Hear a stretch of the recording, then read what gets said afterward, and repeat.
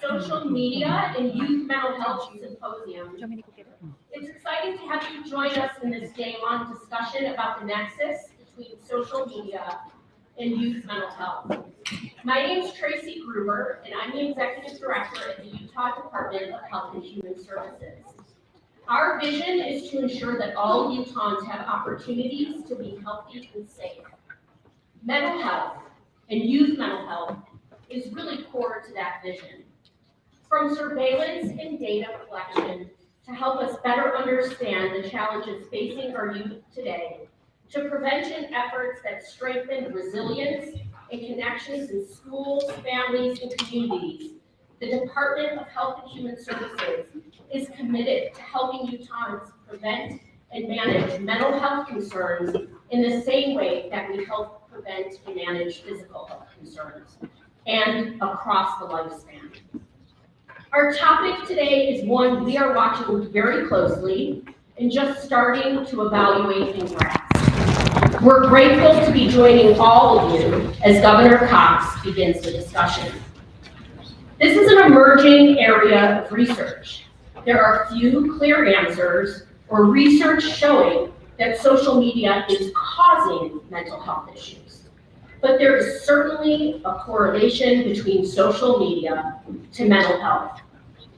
We know there's something there from our own experiences, and that the conversation and discussion of possible solutions needs to start. Social media is an increasing part of our lives, including as a key mode of making social connections.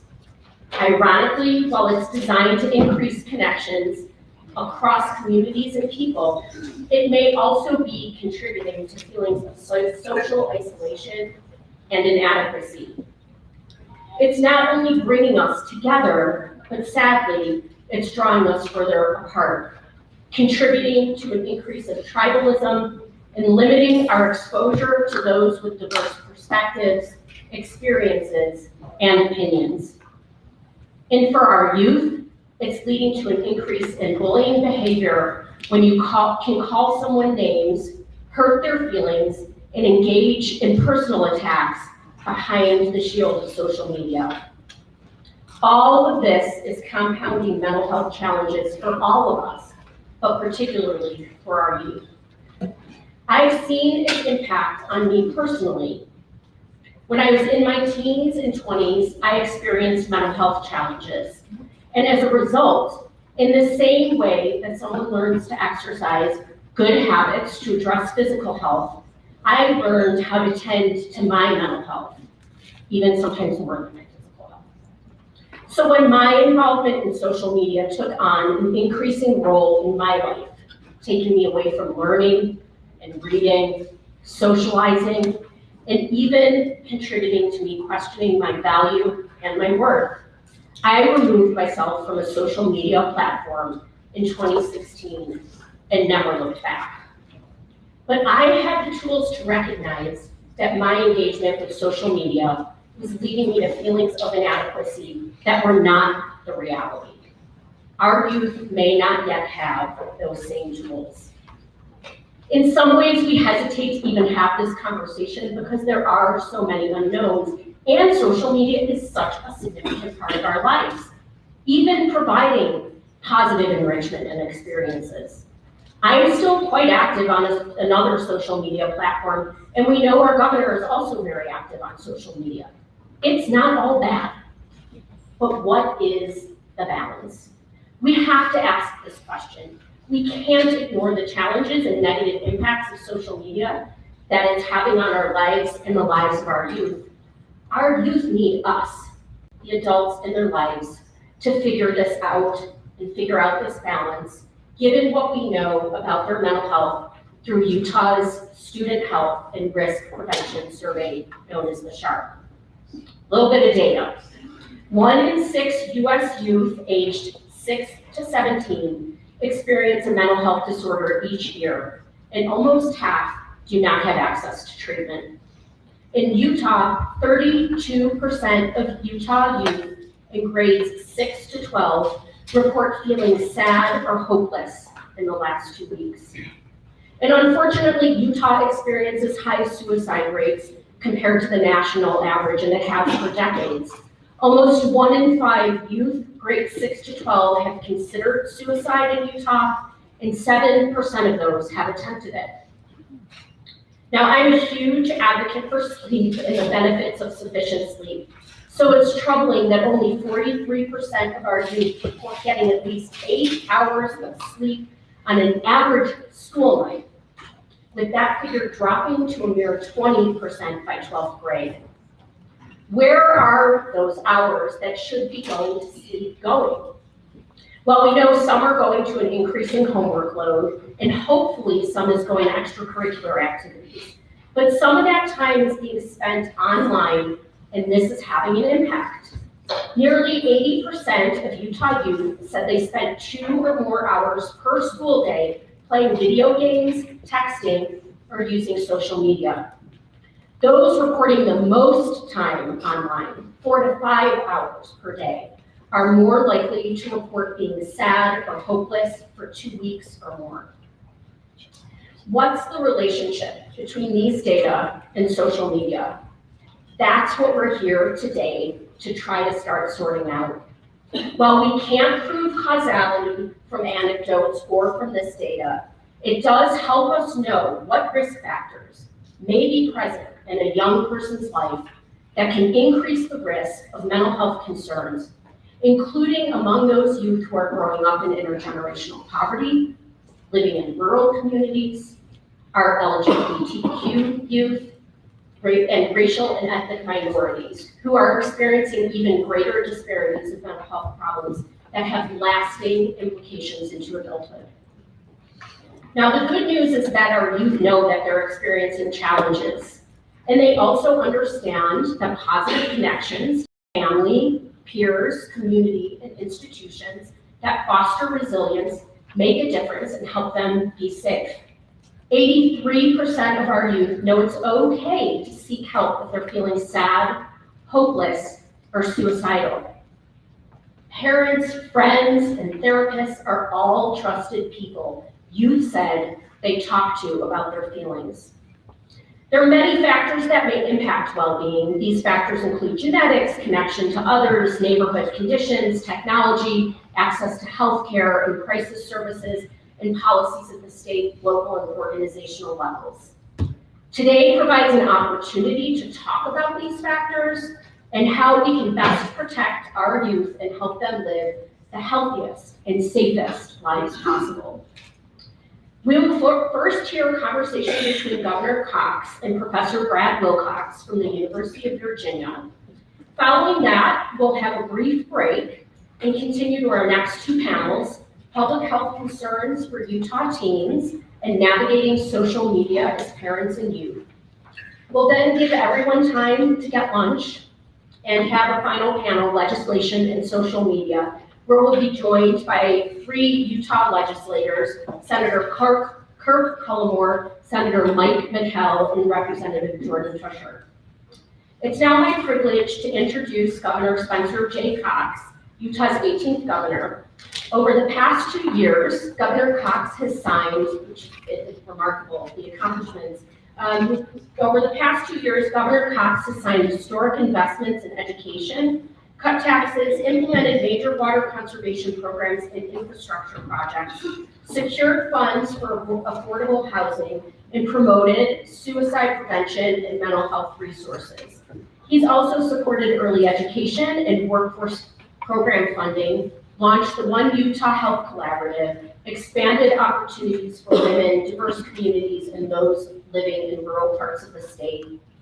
He's focused on the One Utah vision, working across party lines to find common sense solutions, and regularly, along with his wife Abby and their children, engage in service projects.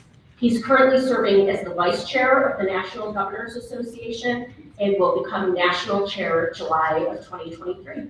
Governor Cox.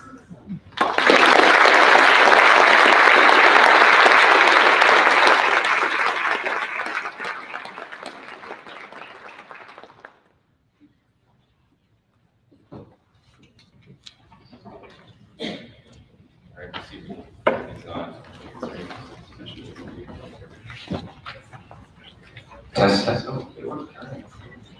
ladies and gentlemen, welcome. Thank you for that kind introduction, Tracy. It's great to be with you. It's great to see so many of you. I'm excited. Seems to work.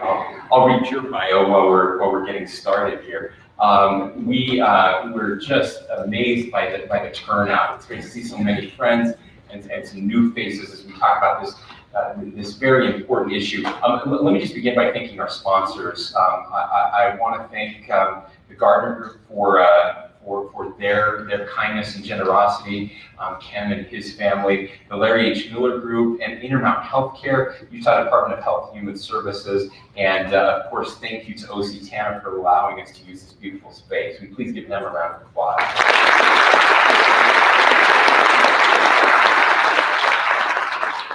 I'm going to shorten this just a little bit so we can jump right into the discussion, but I'm so honored to have Professor Brad Wilcox here with us. He's the director of the National Marriage Project at the University of Virginia, professor of sociology at the University of Virginia, visiting scholar at the American Enterprise Institute, and a senior fellow at the Institute for Family Studies. If you followed him at all, you know that his research is focused on marriage, fatherhood, and cohabitation, especially on the ways that family structure, civil society, and culture influence the quality and stability of family life in the United States and around the globe. He's got several books. I would encourage you follow him on social media, but not as much as but we're going to talk about that, and I appreciated Tracy's introduction because our focus is on youth for sure. But let me just qualify everything we're about to say by saying that as adults, we all have a problem too, all right? And maybe not all of us, but collectively, we all have a problem. And we need to do better as well. So with that, Professor Wilcox, welcome. Thanks for joining us. We're so excited. Let's just start by talking about what you're seeing in your research around youth and social media. So it's right when you kind of look at the data, the trends in things like depression, anxiety, suicide, even ER visits for girls across the U.S. We're just seeing this huge spike since 2010. When these devices, when they come on the scene. And so we see 12% of kids are reporting, girls reporting depression in 2010. Now it's about 24%.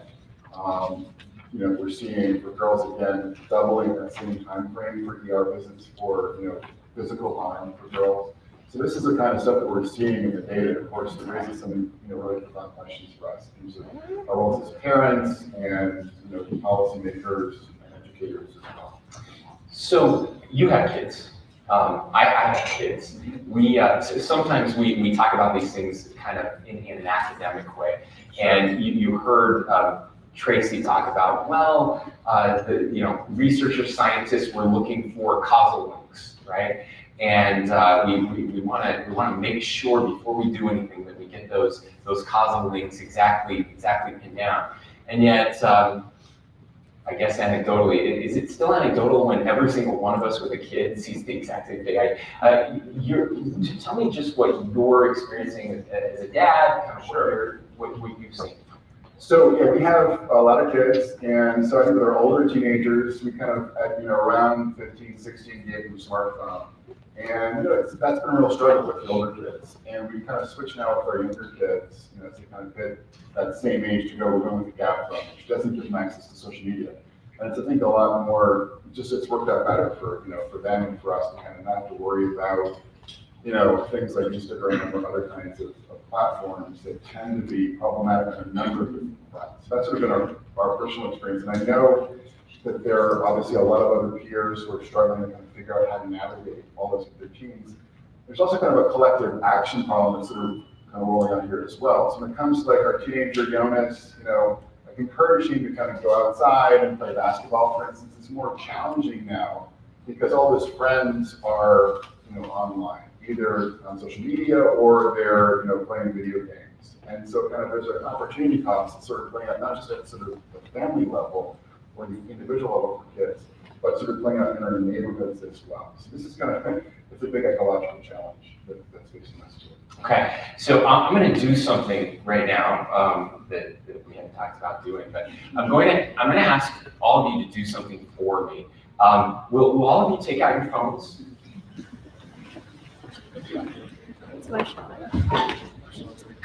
And will all of you, will you power them down? Do you dare do that? You can fake it. You can fake it. But I would love to have you turn them all off just for the next 40 minutes. See if you can do it. We're going to do a little experiment here, all right? And if you can't, I understand. Some of you may be on call for some dire emergency, like an NBA trade or something. Yeah, the reason I asked you to do this is, one, it was fun to see how many of you were looking down at your phones just now. And I'm guilty of this all the time. I'm not being critical at all. But two, so I'm reading a book. It's called Stolen Focus. Came out several months ago. You probably read it. Fascinating book about all of these challenges of social media. It's about a man who decides that he's going to disconnect for 3 months. So he goes to a house on the beach on the East Coast, make sure that there's no internet in the house, has them remove the internet. He takes an old phone with no internet connection, a laptop that can't connect to the internet, and he goes and he talks about his journey over those 3 months of disconnecting and what it's like and how hard it is for him. Now, ironically, I have not finished the book yet because I can't focus enough to get it done. I'm on Twitter too much. And so, I do though want to talk about this. What are you seeing with maybe first of all, let's talk about the differences between young men and young women and screen time. Yeah, so I think what's sort of striking is that in the research, I think there's kind of a growing consensus. And, Tracy touched on this just a moment ago, but there's certainly a clear link between social media, especially, and young girls kind of suffering more emotionally and psychologically. I think we haven't really thought about kind of how boys are being affected by this. And they're not being affected because of things like anxiety and depression, but we all know, I think, that in general, our boys are more likely to be floundering in our schools today. And I think part and parcel of that problem is just the way in which, not so much social media, but gaming is kind of like Xbox, for instance. That's kind of exercising a pretty big draw on their time and their imaginations and their dreams, rather than kind of thinking about what they can be doing kind of in the real world. So I think as we think about how technology is playing out today, we've, I think, laid out pretty clearly how girls have been affected by the new technology. And I think we can kind of move forward, hopefully in Utah, to address that piece of this puzzle.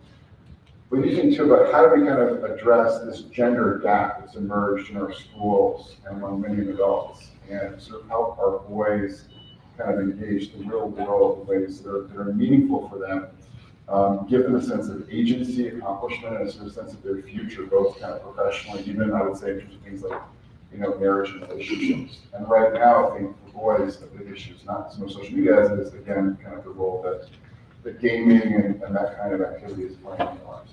So we're seeing, and I know you mentioned, we have a mutual acquaintance friend, Richard Reeves, who's written extensively about young men. So with young women, we're seeing these spikes, and if you've looked at any of the data, I know Jonathan Haidt has shared a lot of this, but these kind of hockey stick data charts, right? You mentioned about 2010. We started to see, especially with young women, in depression, suicide, self-harm, all of those things, just tremendous spikes.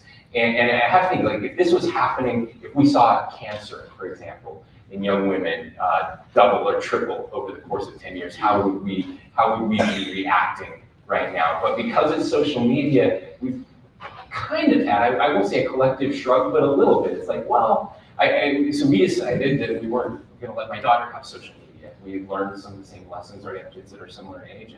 And it's hard when every single one of her friends, she's 16 now, has social media and she doesn't. We are bad parents. We hear it all the time. My dad people tell you we're the terrible parents. And that certainly gets harder and is more troubling. Or you mentioned kind of the gab phone piece of this, but I'd love to just hear your thoughts on collectively, why do you think we're not doing more sooner when we see this this happening, we all see it. Every teacher, we'll hear another panel later today, will tell you that yes, something changed in 2010, 2011, something changed. Sure. So I kind of think about this in terms of like, the big tobacco and the big tech kind of analogy. So it really took us, 3 decades in the US to kind of connect big tobacco with cancer. There was a lot of research that was done in the 50s, the 60s, and 70s, until the 80s, that kind of both states and the federal government really kind of took a strong role in trying to protect kids and the broader public from tobacco. So I think it's kind of the same thing with, the big tech, sort of, it's a very appealing technology, as you and I can attest. It's really engrossing. I don't believe it's just come like that. And that's true for both adults and for kids. And so kind of recognizing that, yeah, that's all true, but there's also kind of a cost that we're paying for this. And to sort of be more intentional as policymakers, as parents, about ways to sort of address this is sort of a challenge we now face. Just like I think our country faced back with big tobacco in the 80s. So saying, this is a problem, we're kind of recognizing there's a problem here, and what are some constructive measures that we can take to address the role that, Instagram and TikTok, and in some ways YouTube and other platforms are playing in our kids' lives and our lives as well. Okay. I want to talk about some strategies that as a state, and we're going to have some legislators here later to talk about that. But before we, what kind of keeps you up at night with all of this and what you're seeing? Well, Aristotle said that we're social animals, and we're social animals. And I think many of us, certainly students at UVA, kind of think about things in terms of education, work, money are kind of their primary concerns at UVA. And I'm trying to kind of remind them that at the end of your days, your friendships and your family relationships are things that are going to kind of really give your life a sense of purpose. And we know just empirically, these are the things that drive happiness and protect us from things like depression. So my concern is that we're seeing kind of across the US, what I call kind of a closing of the American heart. And it's happening here, obviously, even in Utah. Now it's happening at lower rates because of kind of where you're sort of starting. But we're seeing dramatic declines in marriage, we're seeing dramatic declines in fertility, across not just the US, but really the Western world. And part of the reason that's happening is because people are spending so much time and devoting so much kind of emotional energy to technology, they're not kind of engaging, in real time in situations like, what we're doing today. And that includes less dating, and all that kind of stuff as well. So my concern here is that technology is playing a role in the sort of retreat from kind of in-person socializing in terms of friendships, and obviously in terms of things like marriage and parenting and all that kind of stuff. Yeah, I'm intrigued. You mentioned happiness and that word and that concept. One of the interesting things we've noticed with our kids and with their friends is they know it's not good for them. Sure. And yet they'll react very negatively when you take it away from them, even though they know it's not helping them. You mentioned earlier when we were talking some data around happiness and what really makes young people happy. Did you share that? So what we've seen from some work done by Jean Twenge down at San Diego State, and she's the author of the book iGen, is some work indicating that when she kind of mapped out unhappiness, what she saw is the sort of things like social media and screen time were linked to more unhappiness. And that even for the educators, there's a couple of you back there in the back of the room, even homework was linked to a little bit more happiness for adolescents, surprisingly, and even more so socializing in person, religious activities, exercise, and sleep. To touch on your point, Tracy, just a second ago. So again, kind of we're social animals that Aristotle taught us, and it's these sort of in-person social things as well as things that are kind of connected to accomplishment like homework, and then just sleep. And we need that as we're animals, we need that sleep, So, and yet we're kind of pushing our kids, implicitly more in the direction of spending more time on screens, which is not good for them mentally. And again, I just want to underscore that everything we're talking about really applies to us as adults as well, right? The happiness piece. Are we connecting? Are we socializing? Can you speak a little bit, and again, we'll know more about this later, but the ability to learn and in classrooms, in group settings like this, the way our technology kind of pulls our focus away. You teach young people. You are an educator. I was talking to a professor last night, a professor from Brigham Young University, who said that 10 years ago, she was teaching larger classes, 200 students, and these are science classes. Okay, so these are very bright kids, and she said in those first classes she would have 1 or 2 letters of accommodation. So letters of someone who was struggling, usually with mental health, and their need for some sort of accommodation for extra time or something like that 10 years ago. Now she has a class of 100 people, and she has 40 to 50 letters of accommodation. Okay, so from 2 to 200 out of 200, to 40 to 50 out of 100. Can you speak to? Yeah, so people ask me, how has UVA changed in the 20 years that you've been teaching? I would say in many ways it's much the same place as it was when I started teaching in 2002. But the biggest change that I see is that I get many more emails from the dean's office saying so-and-so is experiencing serious mental distress. Please work with them, to help them through this, this challenge. That's the biggest shift. Now, in terms of you began by talking about sort of the way in which our focus has been stolen by electronics, and I do see too, I think the capacity for my students to sort of focus on lectures and to focus on readings is now much more attenuated, and particularly in the wake of the lockdowns in 2020, 2021. By the spring of 2021, I saw just a lot of kids were just kind of like, they were just sort of checked out. So I think the more that we can kind of push our kids and ourselves in the direction of, in-person socializing and exercise. You've got a beautiful stage here, being outside, taking in the scenery here. That we know that helps us, not just sort of our spirit, but also helps us concentrate and focus too. Okay, thank you. If you could, let's go to the policy side now. I mentioned we did there. If you could wave your magic wand and change one policy or a few policies, what are your thoughts there? So, I think, as parents of teenagers, we often feel, at least I do feel powerless at times. So how do I kind of navigate iPhone, family share thing, all that technology, am I kind of doing a decent job of that? So I think kind of giving parents more power, specifically in terms of 2 things. One is sort of saying yes or no to different social media applications. I would love just to sort of say, no, you can't have TikTok, and not have to worry about kind of constantly tracking your phone, for instance. That would be great. And then also just kind of thinking about this, is sort of having a sort of a sleep zone from, say, 10:30 at night to 6 in the morning, where parents have the option of just kind of shutting down social media apps or even the technology itself more easily. So sort of ways that help parents control their kids' devices now that we can help them to manage that. The sleep piece is really interesting, and if you look at as human beings, and this includes adults, how much we slept as a country even 20 years ago versus how much we're sleeping now. There's been a lot of discussion about later start times for kids in schools. I know we have a couple of districts that have gone to that because sleep matters, that regenerative piece. But even if you're giving kids a later start time, if they're just eating up that extra time at night with social media, you don't actually get any benefits.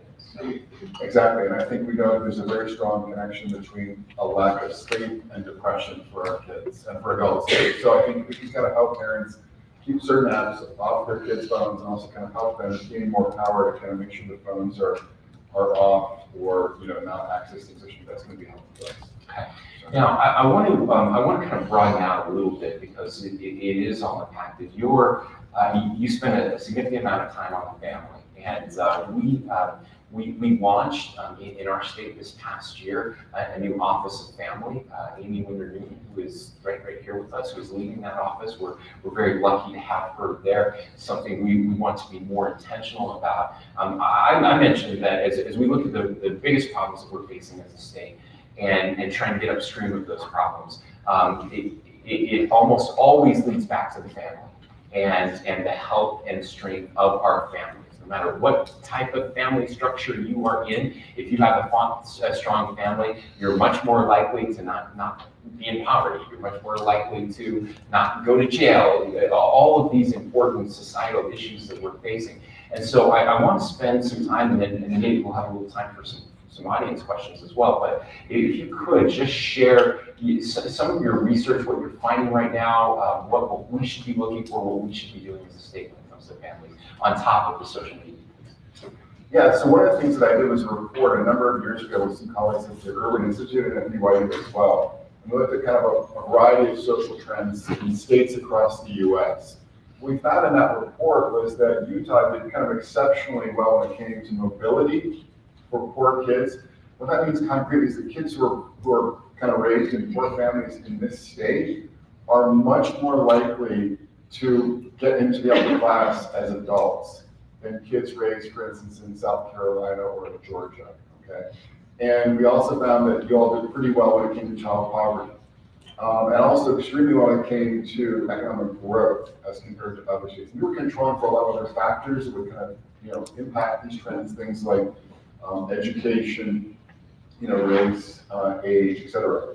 And so kind of one reason that Utah was doing so well in these three different domains in terms of poverty, mobility, and growth was that you have many more married parent families than almost any other state in the union. So I think the challenge for Utah is you've kind of built this heritage of strong families. And of course, not every family is perfect, we all know that, but that in general and by comparison, Utah has done pretty well.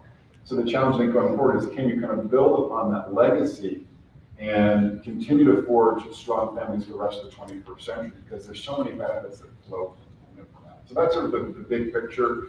I'd also say to my students that you'd be surprised to learn, and if you look at Pew data, for instance, most adults think that your job, your education, and your bank account are like the top predictors of meaning and happiness for adults. But then I show them data from the GSS and getting back, it's things like your marital status and the quality of your marriage that are actually much more powerful for your meaning and for your happiness. So kind of getting people to understand and appreciate what happens in our families ends up being more important for most of us than the degree on our wall or the money in the bank account. So that, and again, I think for Utah, is it Utah? Utah. Yeah, that's correct. Yes. That's not like necessarily breaking news for for this audience, but I think for a lot of adults across the U.S. more generally, that is kind of breaking news, and kind of continue to educate the rising generation that family and friendship are so important, more so than even education, work, and money. And so that means in thinking about how can we strengthen our families, how can we prepare young adults for a future that is, for most of us, built around marriage, parenthood, and eventually becoming grandparents. We do have a history of, we're known as kind of the family state. We have been for a long time. Certainly, though, those demographics are changing as well. You mentioned the reduction in numbers when it comes to marriage, fertility rates declining. We're certainly seeing that here. It's always a surprise to people when they hear that our fertility rates are now below replacement rate for the first time in our state's history.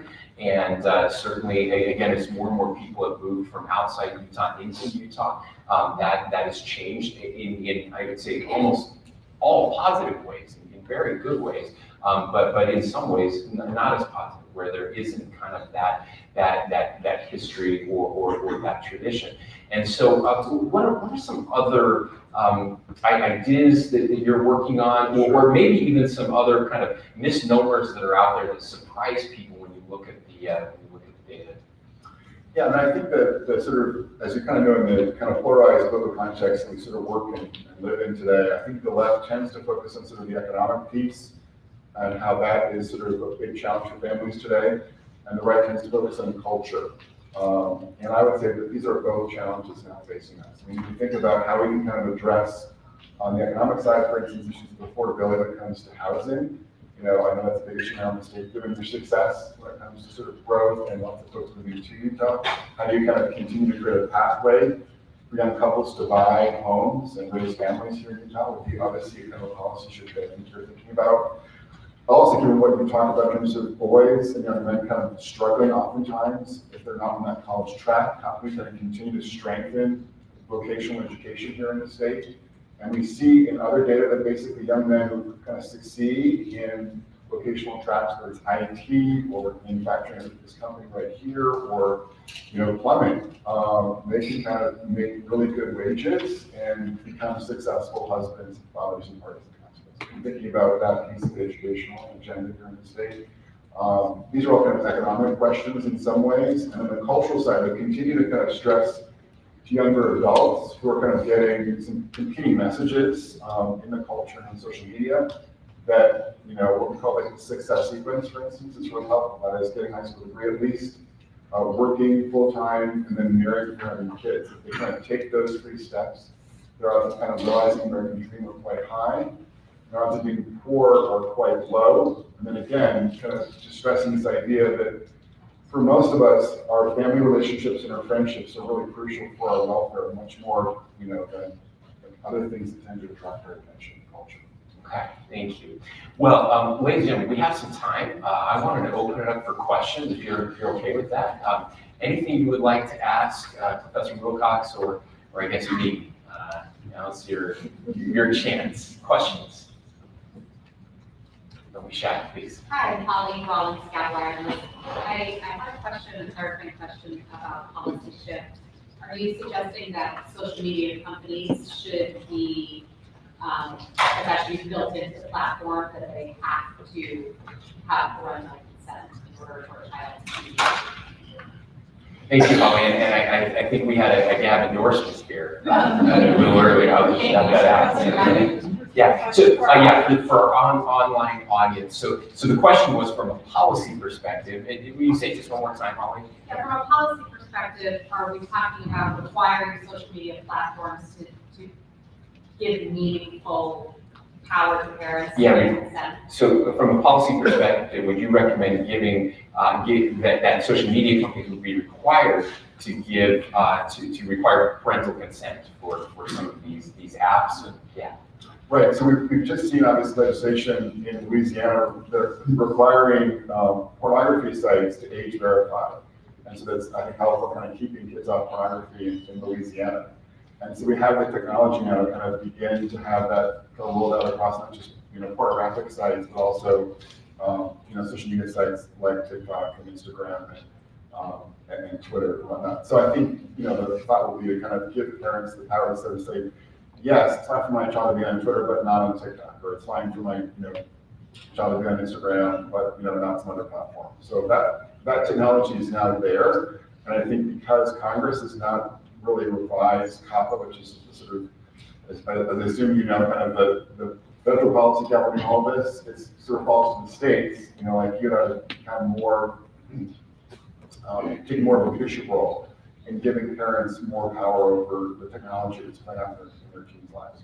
Yeah, and again, I would encourage you to stay, make sure you're here for the afternoon session, where you will be hearing several policy proposals that will be moving forward in this legislative session around those issues and some ideas there. And I concur. Obviously, in a perfect world, we'd have a functional Congress.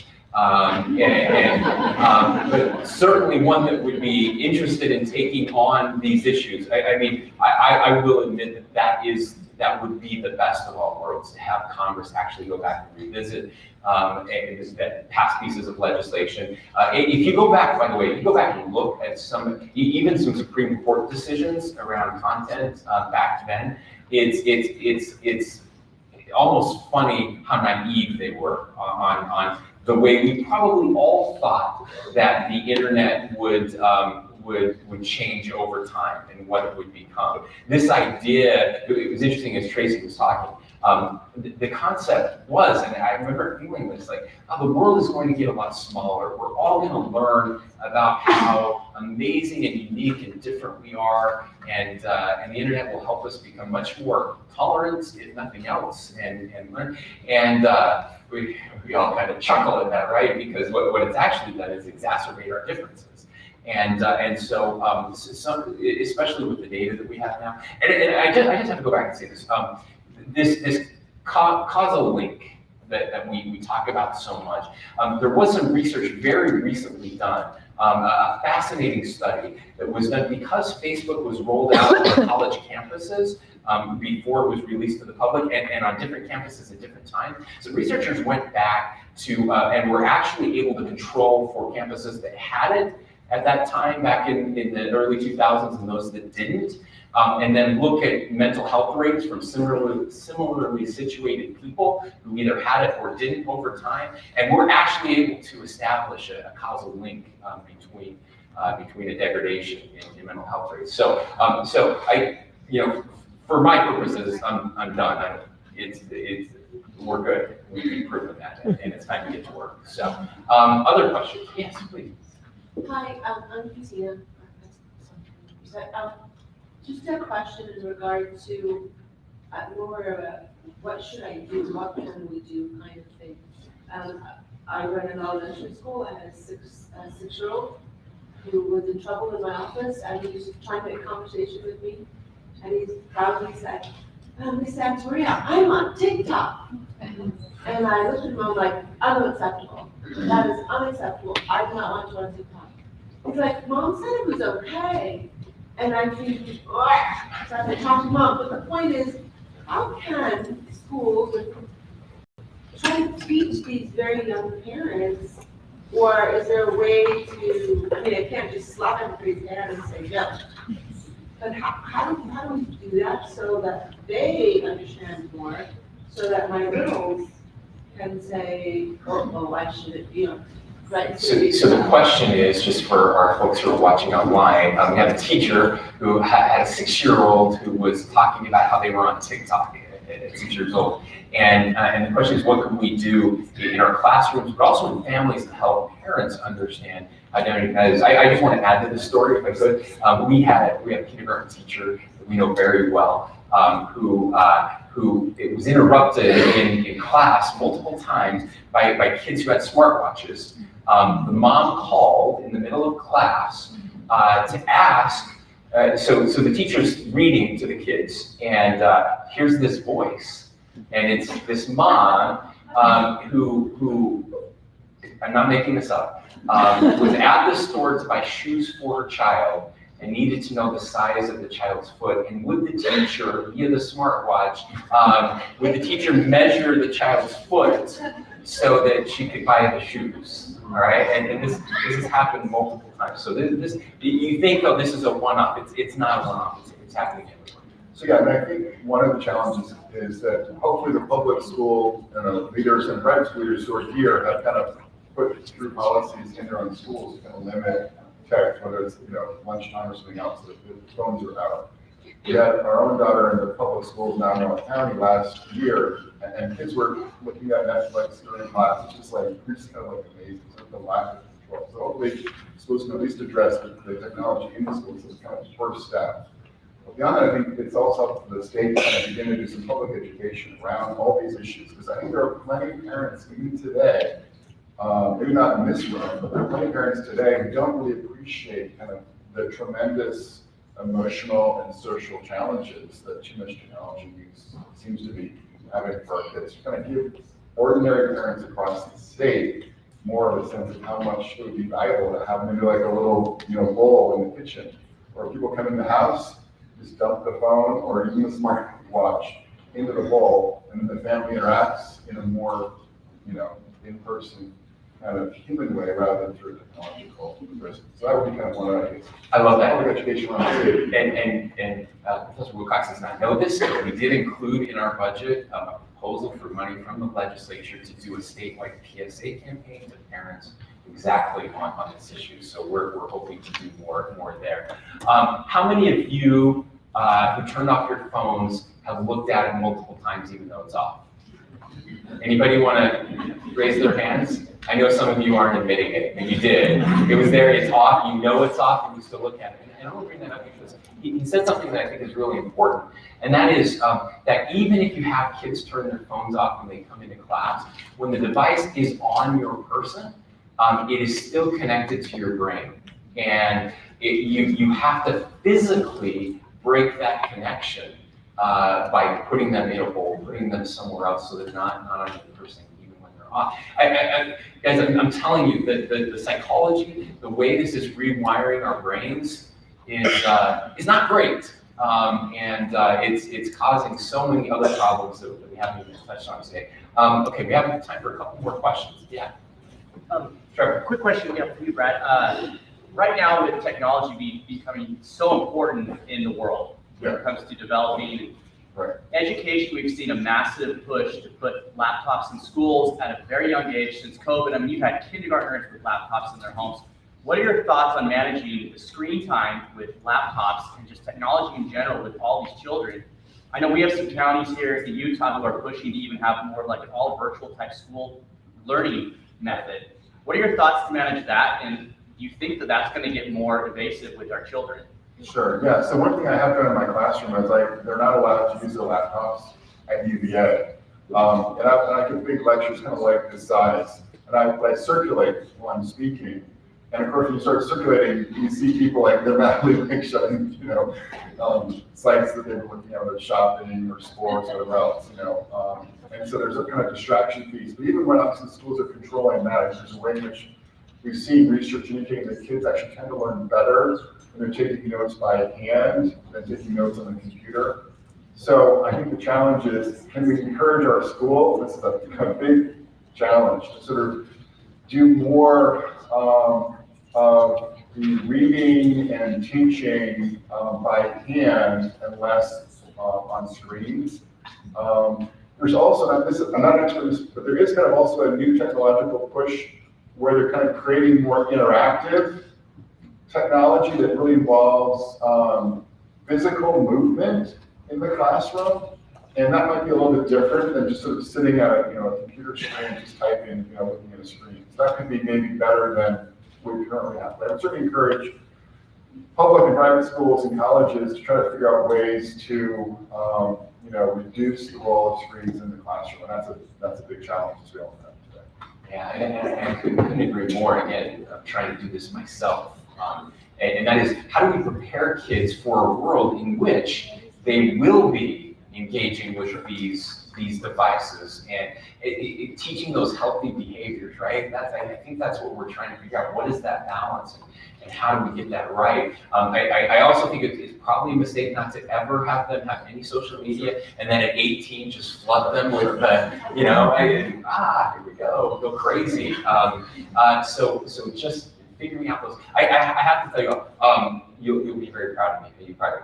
I created a burner account for Twitter. Okay. Now Mitt Romney famously had a burner account. Others have had burner accounts. This is where you have an anonymous account that's not you. Now I didn't do it for the way that they usually do it, to go snoop and to.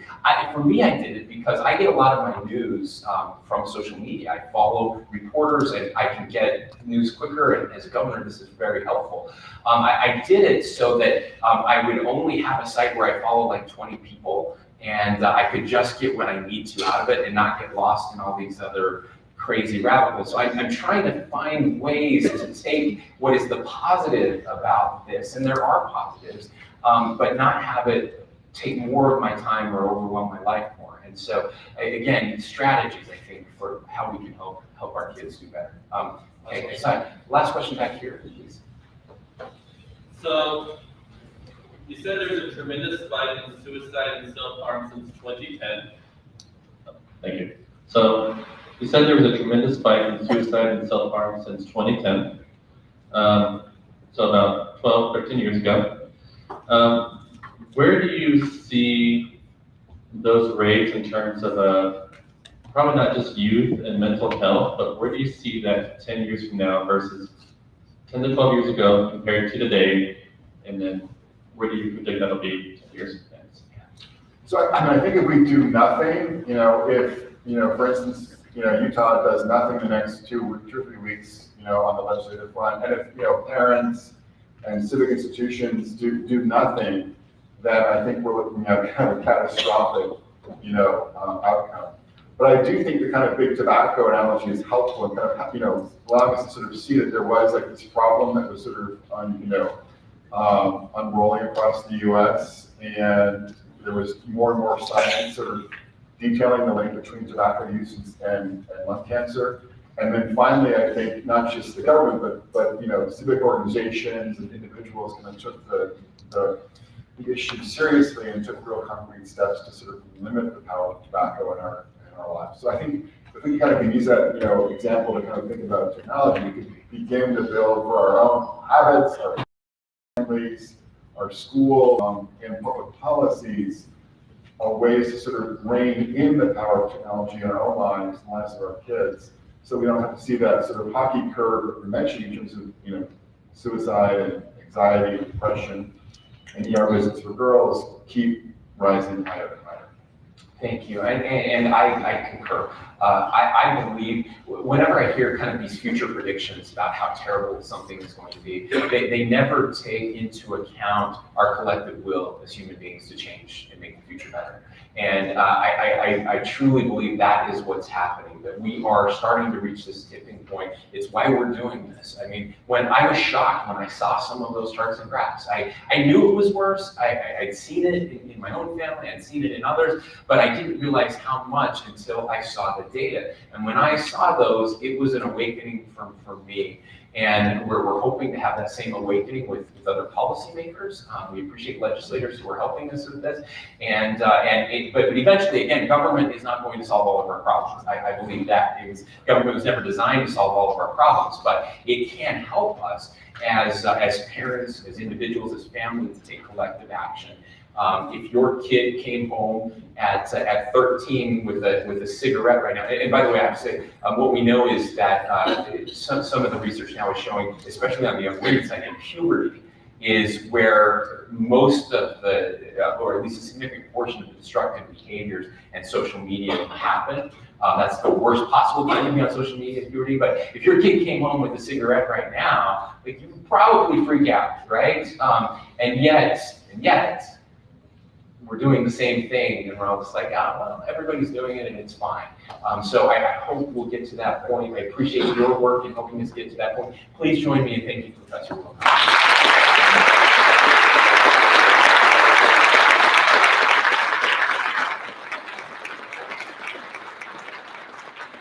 We have a short break, and so we'll give you a second to kind of get to know each other a little better. Addie, anything we need to know?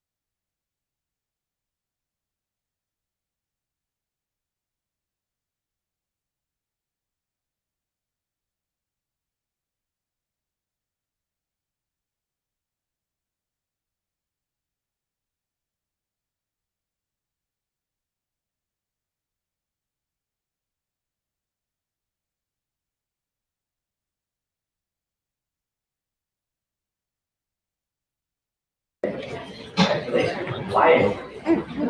Our panel is going to pick up the thread that John Wilcox mentioned, and then we hope to take a couple steps further. The topics that we plan to address are kind of talking a little bit more by the numbers of what we know about the landscape of youth mental health, how society contributes to the crisis nationally and specifically within the state of Utah. We're also going to share perspectives. We have folks from both the healthcare sector and from the education sector. We happen to be divided. I don't think that was intentional. Who are supporting youth mental health, and they'll speak from what they've seen about the contributions specifically of social media within mental health. We will then actually talk about where we go from here, what can we do, and we'll talk about from a healthcare perspective as well as the education sector, what kind of supports are available for youth within the state of Utah. And then finally, we'll give the panelists their kind of 1 minute to talk about what they hope or where they see us going specifically within Utah to better support youth and families in mental health and specifically within the social media context that we're speaking to today. So we're going to do a brief introduction. There's 9 bios that have been provided to you on paper, but I'll start with myself. I'm Dr. Tyler Renshaw. I'm Associate Professor of the Psychology Department within the College of Education and Human Services at Utah State University. I train school psychologists and do research on school-based mental health services and collaborative care in schools and mental health settings. And we'll give our panelists an opportunity to briefly introduce themselves. We'll go this way. We'll start with Amanda, myself, and then we'll go with Ben and All right, thank you, Tyler. My name is Amanda Chaudhry. I'm the Administrative Director for Pediatric Behavioral Health Services with Primary Children's, part of Intermountain Health. I spent the last 10 years of my career with Primary Children's, and I'm passionate about treatment of pediatric behavioral health because every kid in our state deserves access to these critical services when they need it the most. I'm a proud mom myself of a 6-year-old and 2-year-old. I'm learning a lot today about how to parent teenagers. But I really appreciate the opportunity to be here today. I want to thank Governor Cox and the executive branch for elevating this important topic. You really destigmatized talking about mental health, and the whole executive branch has done an incredible job to make sure that there's a platform to talk about this important topic. So thanks for having me today. Hello, everyone. I'm Michelle Hoffman. I'm the Executive Medical Director at the Utah Department of Health and Human Services. I've been in my roles officially since January 1 of 2022 when we merged the Department of Health and the Department of Human Services. I joined the department during the pandemic after nearly 20 years as a practicing pediatrician, pediatric hospitalist actually within the Intermountain Healthcare Delivery System. I will be around so many people with expertise in pediatric and child mental health.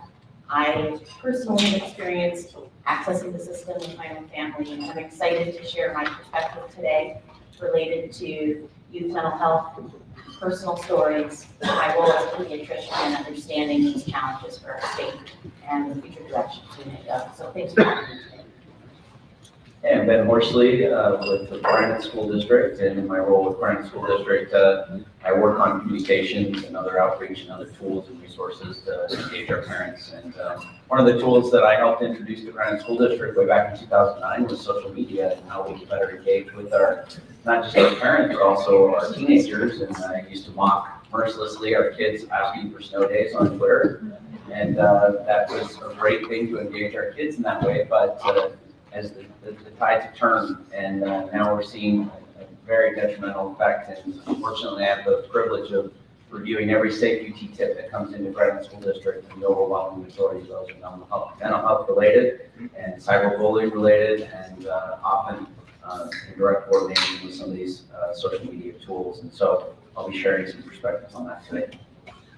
Hi everyone, my name is Aaron Fisher. I'm a faculty member in the school psychology program at the University of Utah. I'm also an adjunct faculty in the Department of Psychiatry. I co-direct the Utah School Mental Health Collaborative, which is an initiative with Utah State, University of Utah, and Weber State as well as many community partners across the state to really bring systems level change to mental health in schools as well as the family. I also have 2 young kids, 4 and 7, so I feel a little bit nervous up here, but I'm really thrilled to be here with you all today and join this esteemed panel to talk with you all. Okay, let's jump into our first topic. We heard some numbers about the youth mental health crisis or the landscape of youth mental health, and so let's revisit those and maybe do a little bit of elaboration. So one of the things that we know at the national level is about 1 out of every 6 youth are identified with a mental health disorder at any given time. One of the things we also know from research is that prevalence rate is not evenly distributed across states within the United States. And specifically, Utah is in the top quartile of prevalence rates for youth mental health disorders. And so we are actually more like 1 out of 5 plus compared to 1 out of 6 youth within our state. We also know, as was mentioned earlier, that there are very low access to care rates for youth who need mental health supports. Only about 50% of youth who need mental health supports end up getting it. And unfortunately, we also know that Utah is in the bottom quartile of states in terms of access to care for youth mental health. We also know that out of all the states from the recent Mental Health America report that was released in 2022, they rank order states in the United States of given all the prevalence rates as well as access to care. And Utah is ranked 32nd out of 50 in terms of the overall context for youth mental health in the United States. Now, what do we know about Utah specifically? We will turn to Amanda and Michelle to tell us a little bit more. Thank you, Dr. Renshaw, and I'll kick us off. I do want to refer everyone to a handout we prepared from the Department of Health and Human Services summarizing some of our data on youth mental health in the state of Utah. Every year in Utah, an average of 40 Utah youth die from suicide.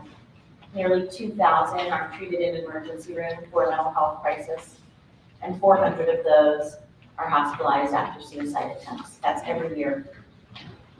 While the COVID-19 pandemic really brought attention to issues of youth mental health, I think in a meaningful way where everyone's paying attention, youth suicide rates began increasing long before the pandemic, and actually Utah experienced higher rates of suicide compared to the US beginning in 2007, and then really an exponential increase and then leveling off around 2017. So not as much impact from the pandemic as people might think. This started long before the pandemic. Not all of Utah's youth experience these challenges in the same way. Gay and bisexual youth report seriously considering suicide at over 3 times their heterosexual peers. Children growing up in poverty are 2 to 3 times more likely to experience mental health problems compared to their socioeconomically more advantaged peers. And youth living in rural areas are disproportionately impacted, related to less access to mental health care, including to suicide prevention resources.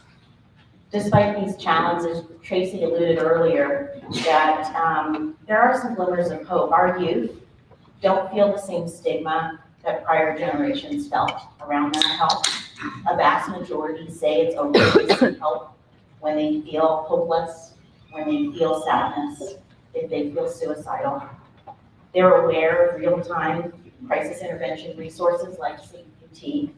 More than 100 unique users access that crisis chat line for students every semester in Utah schools. We need to focus on and really leverage protective factors that foster positive connections with families, peers, and communities. And we're grateful to partners like Intermountain who really have raised youth mental health as a top priority for their organization. And I'll turn it over to Amanda to elaborate further. Thanks, Michelle. So at Intermountain Healthcare, we've seen over a 300% increase in pediatric mental health crisis visits to our emergency departments across the state over the past 10 years. It's steady. We know that in Utah, suicide is the #1 cause of death for Utahns ages 10 to 17, and our suicide rate in the state has tripled over the last 2 decades. So those are some of the numbers, but I can tell you, working every day at Primary Children's Behavioral Health Campus, that we feel it.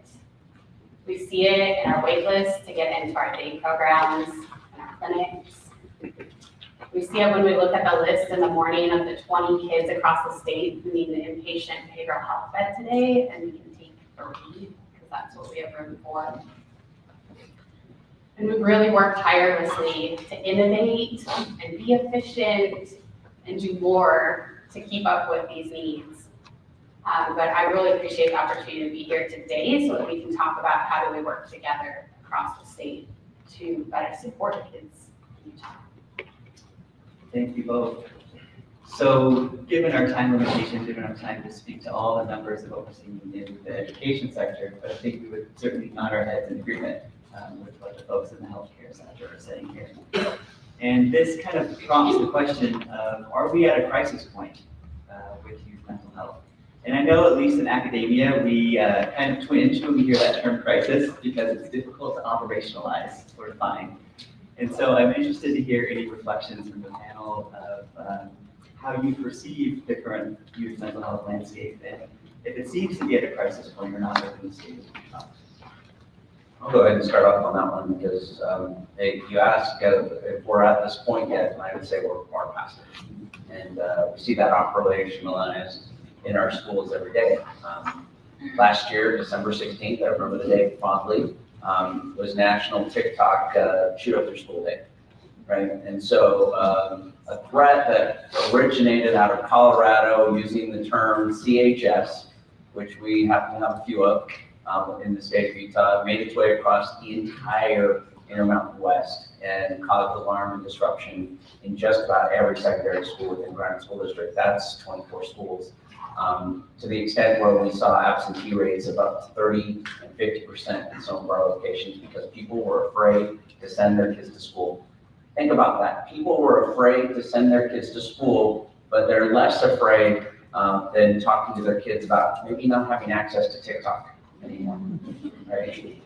So I think this has kind of come back this last year. In December alone, we've seen a grave increase of fake threats being circulated. And this takes hundreds and hundreds of man hours to investigate literally each and every threat and determine that the threat is not credible, and then have a parent tell you, well, how do you know it's not credible? It's like, well, we've gone to the kid's home, we allegedly posted this, and they don't have access to weapons, and we can share all that information. And then you look at whether our children have the capacity to manage their emotions and the maturity of all the things coming across social media when our parents don't even have that ability. Okay, I can share several community web pages or Facebook groups where people going nuts and bonkers over these kind of threats, and we're not a credible source for information as a school district, despite the fact that we've done an exhaustive effort to investigate that. Just since last Wednesday, we've had 12 instances of voyeurism. The new trend is to take your cell phone, put it over the stall wall, and take a short video of your friend, hopefully your friend or somebody you don't even know, and broadcast that across Snapchat. This happened last year where we had a situation where a video promulgated across one of the largest high schools in the state of Utah claimed to be an employee of ours doing something inappropriate in a restroom, same concept. This video was circulated several thousand times. I had a mother call me and she says, my daughter saw this on Snapchat. She can't unsee it. She's 15 years old and she's crying. And I'm crying with her because the question I can't help but ask is, why does your daughter have an app that is designed to withhold information from you as a parent? That was an explicit design. So just the challenges continue to add up. And we see it as a result of our safety T-tips. And with respect to resources, we're going to talk about them soon. There's been a great investment of mental health supports within our schools, and it's still not meeting the demand that is just growing exponentially. Thanks, Ben. Let's continue with that theme of social media's contributions to mental health. I think we can all maybe think of social media as a double-edged sword when it comes to contributions to mental health, as both positive and negative contributions. One of the things that we see nationally is that it certainly raises awareness, and it seems to provide a vocabulary and normalizing of discourse around mental health. But we've also heard, as Ben said, that it can contribute technically to actually mental health concerns. So let's dive into those a little bit more in here from the panelists' perspectives. Michelle, would you like to share with us? Thank you.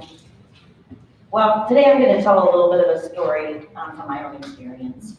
I'm a parent, just like many of you in the room.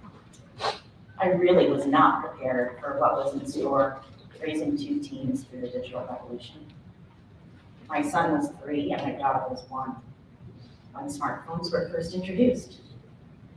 As parents, we were really late adopters with phones. I remember my husband, he didn't have a phone.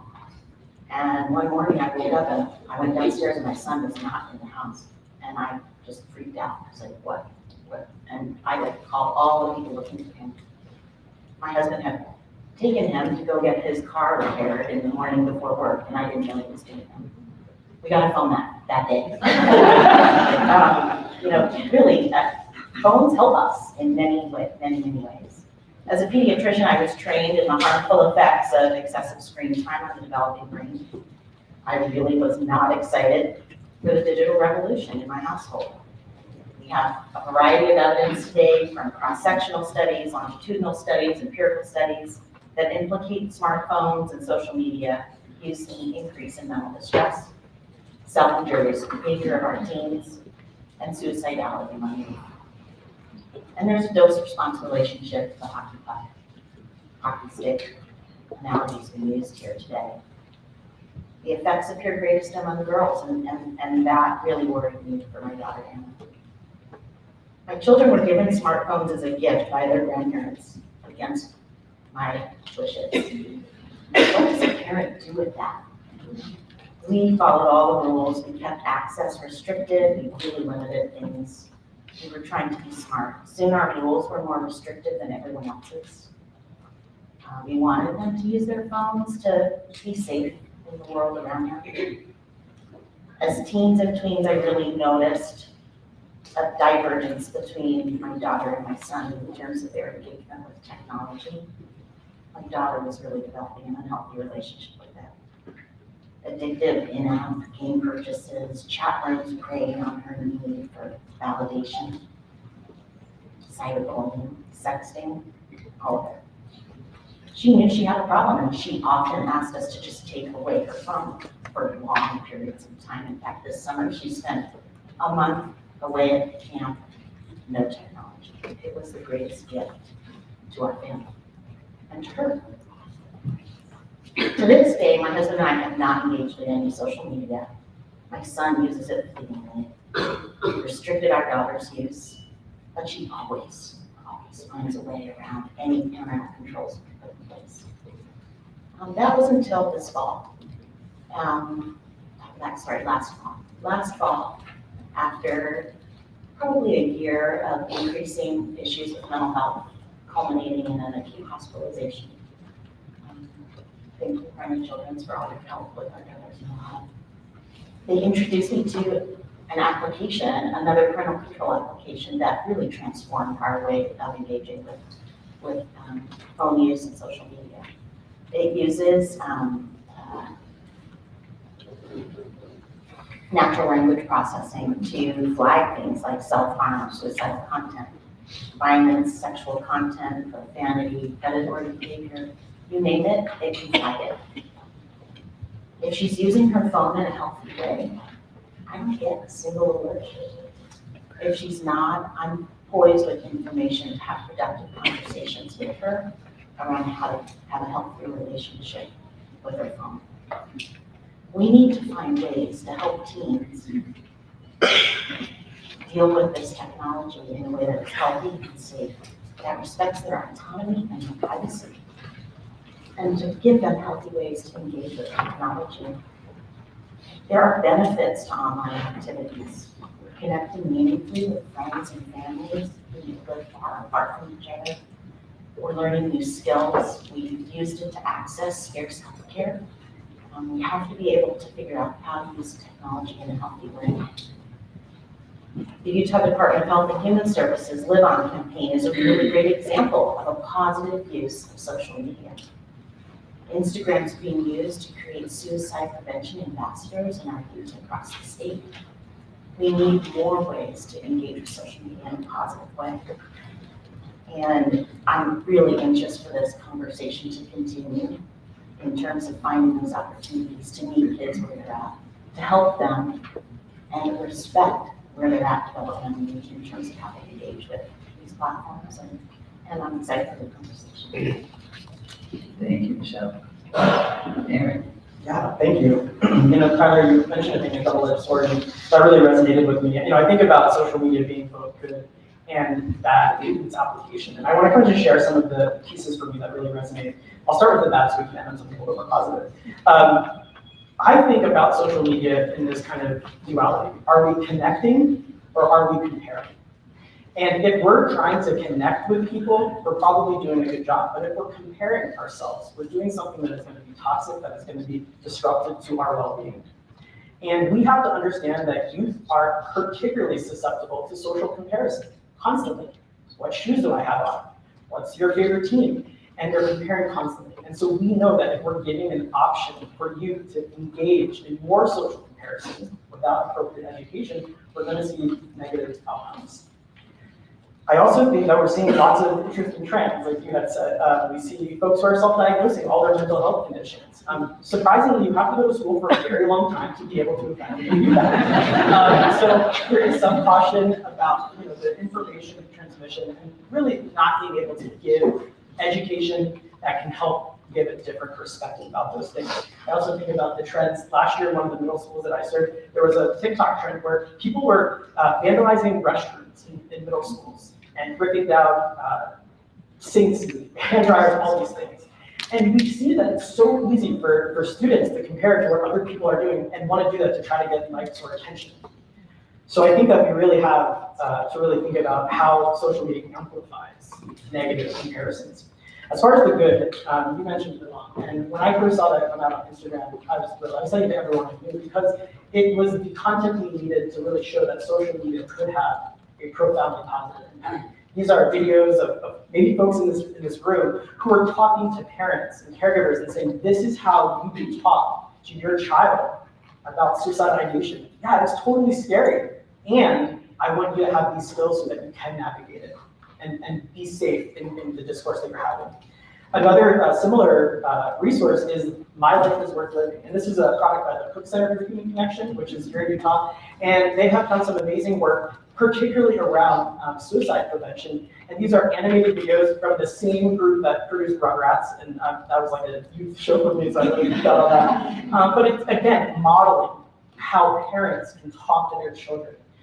We talked earlier about us as the adults having to also engage in healthy behaviors. We as the adults, we model all of this for our children. And if we aren't aware of how we're engaging and what we're implicitly permitting in the use that can happen, I think we're going to really see more and more issues. So I do think that there's hope for us. I think education campaigns are really a place that we can start.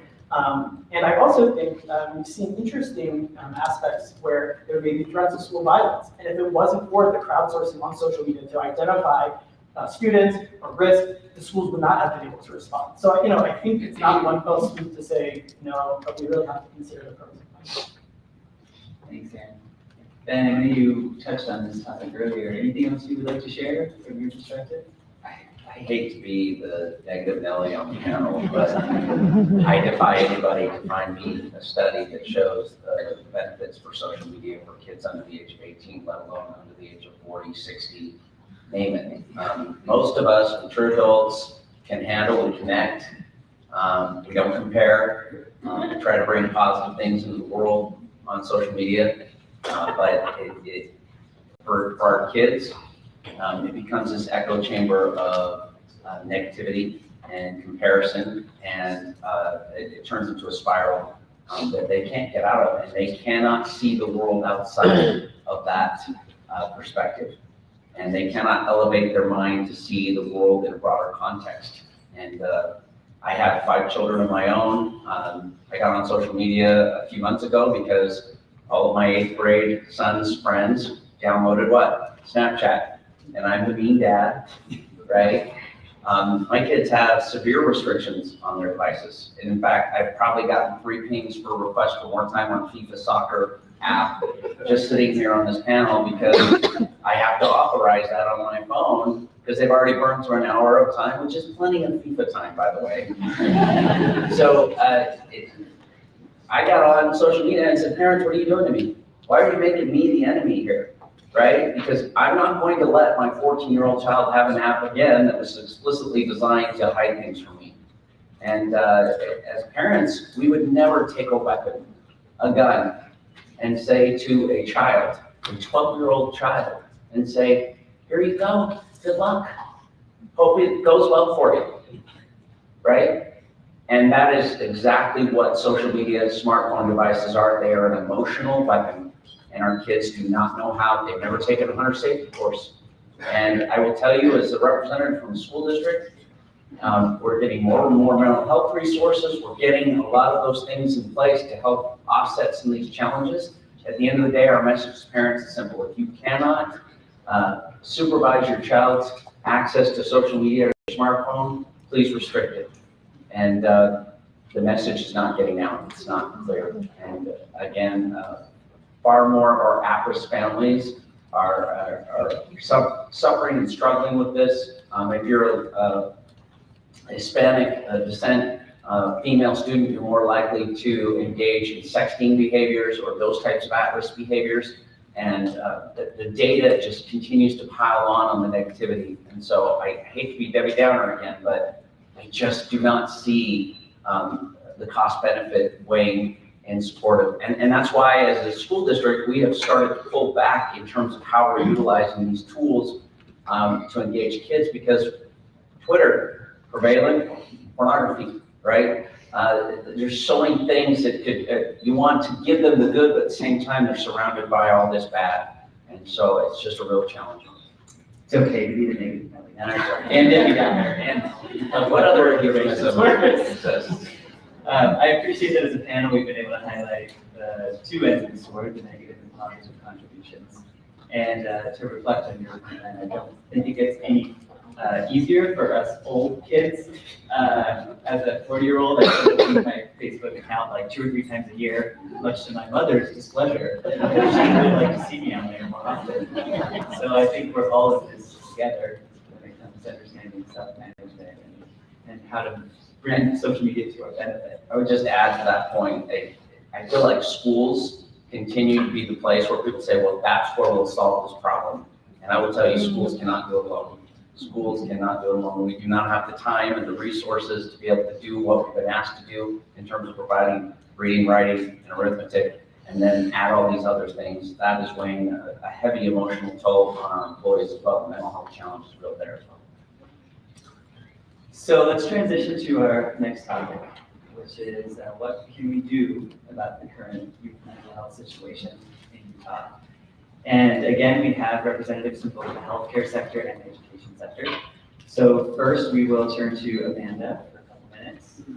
Tell us about what things look like on your end. All right, well, I'll try to be a little more positive. So the good news is that we know that mental health treatment works. We know it improves outcomes. There's specific types of evidence-based therapy that really do improve outcomes for kids. We also know that parenting support and education, parenting classes, are an evidence-based prevention technique. So there's good news. We know what works. There are really 4 resources that I want to make sure every parent and community leader knows about to connect kids with mental health support. The first one is ARCS. It's the Assessment, Referral, and Consultation Service. It's an over-the-phone service that's available to any parent, teacher, provider, or community member who needs to connect a kid with mental health support. They do a brief over-the-phone assessment. They have access to same-day or next-day LCSW appointments for a full workup. They have access to any of the mental health programs across the state. And they help match 3 things: a kid's geographic location, their mental health acuity, and their insurance coverage to find the best resource and treatment options for that family. So that's ARCS, the first one. Second one, SafeUT. I hope everyone in the room knows about it. App-based chat service available 24/7 for youth. So that first one, ARCS, is more for parents. SafeUT is a great option for youth. The third one is SMR. Every single parent in our state should know about SMR. It's the Stabilization and Mobile Response Team. It's available 24/7. The number is 1-833-SAFE-BAM. There's magnets up here at the table. It is a crisis response team. They provide over-the-phone support specifically for young people. And they can go to a young person's home to provide support. We know that SMR saves lives for kids. We also know that it prevents emergency department visits. Because emergency departments are the least conducive environment and the most expensive place to take your kid when they're in a mental health crisis. But all too often, that's the only option parents know about or are told about. So SMR is a really important alternative. And then the fourth one is, of course, 988, the new National Suicide Prevention. Aaron, what would you add to that? Yeah, I feel like that list is great, and I think those are most of my recommendations. The only one I would, expand on a little bit more is SafeUT being also useful for first-time responders. I think they recently expanded the offering, so for many of the folks in the room that you don't have a source that you can also reach out and have someone to talk to. I think that's really important. I know for many educators, we look to that, and it can be a little bit daunting to approach mental health support. The other piece I wanted to mention too, briefly, was just around supports for navigating social media. We haven't really talked about that, but I think that there's some really great resources on digital citizenship, learning about privacy and data security. This is for students, but also caregivers as well. And so anything we can do around education for youth and for their families around these different topics would be great. If any educators are familiar with Handwriting Without Tears, they have a really excellent program around digital citizenship that's available free online, and many other tech companies like Google and so forth have similar offerings. Thanks, Aaron. A couple of things I might add to that is, from my experience, the SafeUT app, not just for kids, adults could use it too. I've actually used it myself to make reports about kids that I was concerned about within school settings as a parent. I've got a couple teenagers, I'm with you all. I know what it's like. The other thing is just recognizing the supports that are available that are embedded within school settings. I know we've got several school counseling folks in the room. Can you raise your hand? There are frontline responders on the school front within the education sector, and they are overwhelmed. But because they're overwhelmed doesn't mean that you should not defer children to them. And they are great at connecting with resources, as are school social workers, who are available in many but not all of our schools, as well as school psychologists. This is also a good time to point folks, if you haven't seen already, to the one pager, I think it's in your little folder, that has a nice listing of resources, several that we talked about, and several that we haven't talked about as well. And it's available if you don't have it. It's on the table. There's also a handout over here published by Granite School District. It's actually our most downloaded item off our website. It's a digital safety sheet that we give to parents. And we actually offer a digital safety class on a regular basis. We don't get participation we like. As you mentioned, that's actually one of the best interventions and support that engage parents on any level in education. And so that's a tremendous resource as well. All right, this brings us to our last topic, which is hopes or future directions. So we'll give all the panelists about a minute, and maybe we will start with Michelle. And given how we're seated, we'll just work this way. That's okay. Great, thank you. Well, my hope, we've talked a lot about a crisis today. It is a crisis. We have to move upstream to prevention. We are not gonna react our way out of this crisis. We have to move upstream. And I'm gonna share a drawing my daughter did on a piece of cardboard from a cabin. She drew fish going down the street. She knows what that means. So to all of you, we have to prevent our way out of this. Once it's happened, it's really hard to climb out of that chasm. So that's my hope. Thanks, Michelle. Mine too. And yet the reality is that it is happening. Our kids are struggling right now every day. And so my hope is that we can partner with state lawmakers to invest in addressing these challenges, to invest in expanding youth mental health treatment. The reality is in our broader healthcare system, mental health treatment loses money. We operate these programs at a loss. At Primary Children's, we lose over $10 million a year operating these programs. And yet we continue to do it year over year. We continue to invest in growing the programs too, because we recognize the community need for it. We know kids and their parents, they talk about it now. It's awesome that kids talk about the need for support.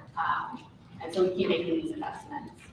But I'd love to see more state collaboration investing in youth mental health.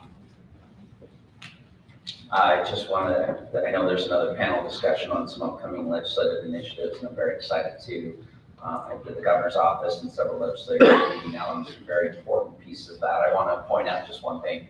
If you buy fireworks in the state of Utah and you do not manage your child's use of those fireworks, you as a parent can be held civilly liable and fined for that. But if your kid makes a fake threat on social media, and it causes hours and hours of time to be spent to investigate, unnecessarily causes panic across, as it did last year in the entire region of the country, you're off scot-free. We need to engage parents in ways that they are held accountable and are responsible for their child's social media use. There's some responsibility on the provider, and most of you probably have seen recently that Seattle Public Schools are now suing some of the larger social networks, and I think there might be some merit to that. That should be something we should be looking at in terms of providing resources and support to where the damage is being done, which is our kids. At the end of the day, this is our children. Yeah, absolutely, I totally agree. You know, I feel hopeful about where we can go around youth mental health. I see you all here in the audience. I know folks are joining online, and it's really inspiring to me that you all care about this. I know we all are really passionate about this work, and there are many existing programs across the state that are doing phenomenal work. School districts, agencies, local mental health authorities who are really trying to figure out creative solutions to make this work. And so all I ask is for our legislators to continue to fund and to advance some of these initiatives and really focus on things that work, that we know are effective. Especially getting access to caregivers, youth, and folks in the community who intersect with this work, after-school programs. There's so much to be said about our community. I also think if we could pick one thing to take away and to start to do across the board in schools is to screen for well-being and mental health concerns in all of our students multiple times per year. We do this for reading and math because that's how we know we're making progress. And if we can do the same thing, we are going to be much better prepared to identify the students who need our help and then triage to those effective services, and hopefully earlier before it becomes a crisis for that family, for that student. Thank you all. I appreciate the panelists' perspectives and their knowledge and expertise in these areas. We amazingly have ended a few minutes early, which we were all worried about. There's a lot of us. Because we had so much to say. But I do believe we have at least 5 minutes or so if we have any questions that folks would like to ask of the panelists. So I just have a question about mental health in schools. I feel like one big lever is starting school later. We talked about this a little bit. Why are we not doing that? Why is Granite School District not doing that? It's known to help mental health, right? And there's lots of studies that indicate it's a $7 million problem for Granite School District. Because if we push our school start times, all of our buses are aligned and our routes are aligned so that they go pick up a high school route, and they go pick up a junior high route, and then they pick up an elementary route. And then we know that our at-risk families, which 60+% of our kids in our district are at risk, They're reliant oftentimes on their older kids for babysitting and other things of that nature. So if we push those routes back, more than pushing back all of our extracurriculars later, which is fine. Some families want to do that and engage in that way. The only other way to do that is to fund more bus routes so they're happening at the same time, and that costs money. We can't afford to pay for those bus routes, and most importantly, right now, we can't even find bus drivers to do the routes that we have. And so the option that we're trying to push to our families and our parents, those most at-risk kids, take an online class and sleep in it. I have a high school senior. He sleeps in every single day, and I don't know if it's having any positive effect on his mental health. But I would tell you that those options exist in all of your schools right now. And so for some kids, they're going to get up earlier anyway. For some kids, I've seen them on social media at 11 o'clock, midnight, no matter what the start time is. If it starts later, what are they going to do? They're going to stay up even later. And so we can't, while we'll continue to look at that funding question and how we can find some creative solutions to address that, at the same time, this comes back to our families managing some expectations as well, and making sure kids get to bed on time as well. But there are resources out there right now to do that. Another question? In the last session, Dr. Wilcox mentioned maybe we can do a brief story about a dean contacting him to say, this child, student struggling with something, please extend the deadline. It led me thinking about how I think there's a cultural assumption that the proper response to any mental health issue is an accommodating response. Whether it's always extending deadlines, or even with little kids in our schools, we see parents intervening in kindergarten to solve social disputes. So while there's obviously a time for intervention and an accommodating response, I also worry that if kids don't experience failure and difficulty, we're kicking the can down the road and we're aggravating this mental health crisis in a way. Can you speak to that? Are we on the wrong track culturally? Is there any way to have the right balance there? Should we always accommodate, or is there a place for allowing kids to fail and experience difficulty? That's a really good question. I think you're absolutely right. There is some level of adversity that is going to help to build resilience. What I think is really important is that we recognize where our students are at developmentally. What skills do they have? Can they effectively navigate that adversity that's in front of them, or are they lacking the skills so that they can effectively do it? And I think that's really where the conversation needs to go, is to what extent are they exposed to adverse situations, and how are they resilient to handle those things? I'll look to this side there. Yes. This is for Dr. Hoffman. I just want to know the application or the platform that you're using to monitor your daughter's social media. Okay, I don't have stock in this company. It's called BARK. Yep, and it was recommended to me at WhatsApp Canyon. Like B-A-R-K? B-A-R-K. Yeah. And it also does a lot of the things that were described here today around being able to schedule time so that the child can use the phone. And so we were able to schedule time to engage with some of these platforms during supervised time instead of time away from us, or kind of school or in the middle of the night. She religiously plugs her phone into our computer so that it can download everything every single night. There's no resistance. Nothing like what we experienced before, the resistance and the constant tension. It just created a way to have a constructive dialogue around how to make things safer. I think that as well. I think you can purchase any sort of product you want. If you're going to allow your child to have access to social media, it's our recommendation that you have their login and you have it on your phone and you have the ability to log in as them, because there's direct messaging functions, there's search functions, there's other things that these applications simply cannot pick up.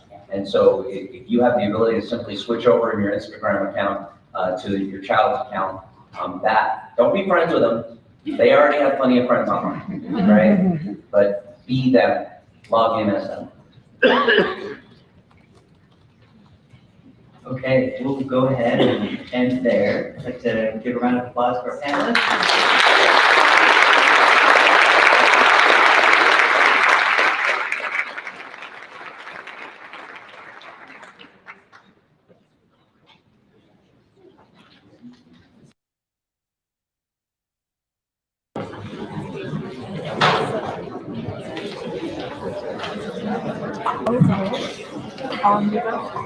We're gonna just get set up for the next panel really quickly, so please hang tight in your seats and we'll be starting momentarily.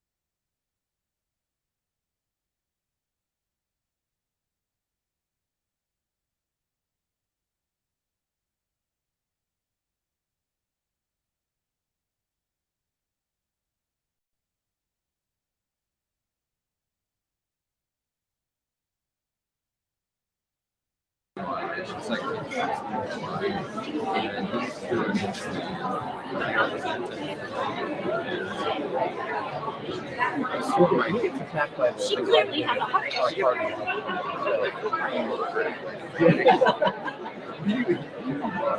Yeah, she can't attach. You moved to where she lived in the Bay Area. You wouldn't be modern.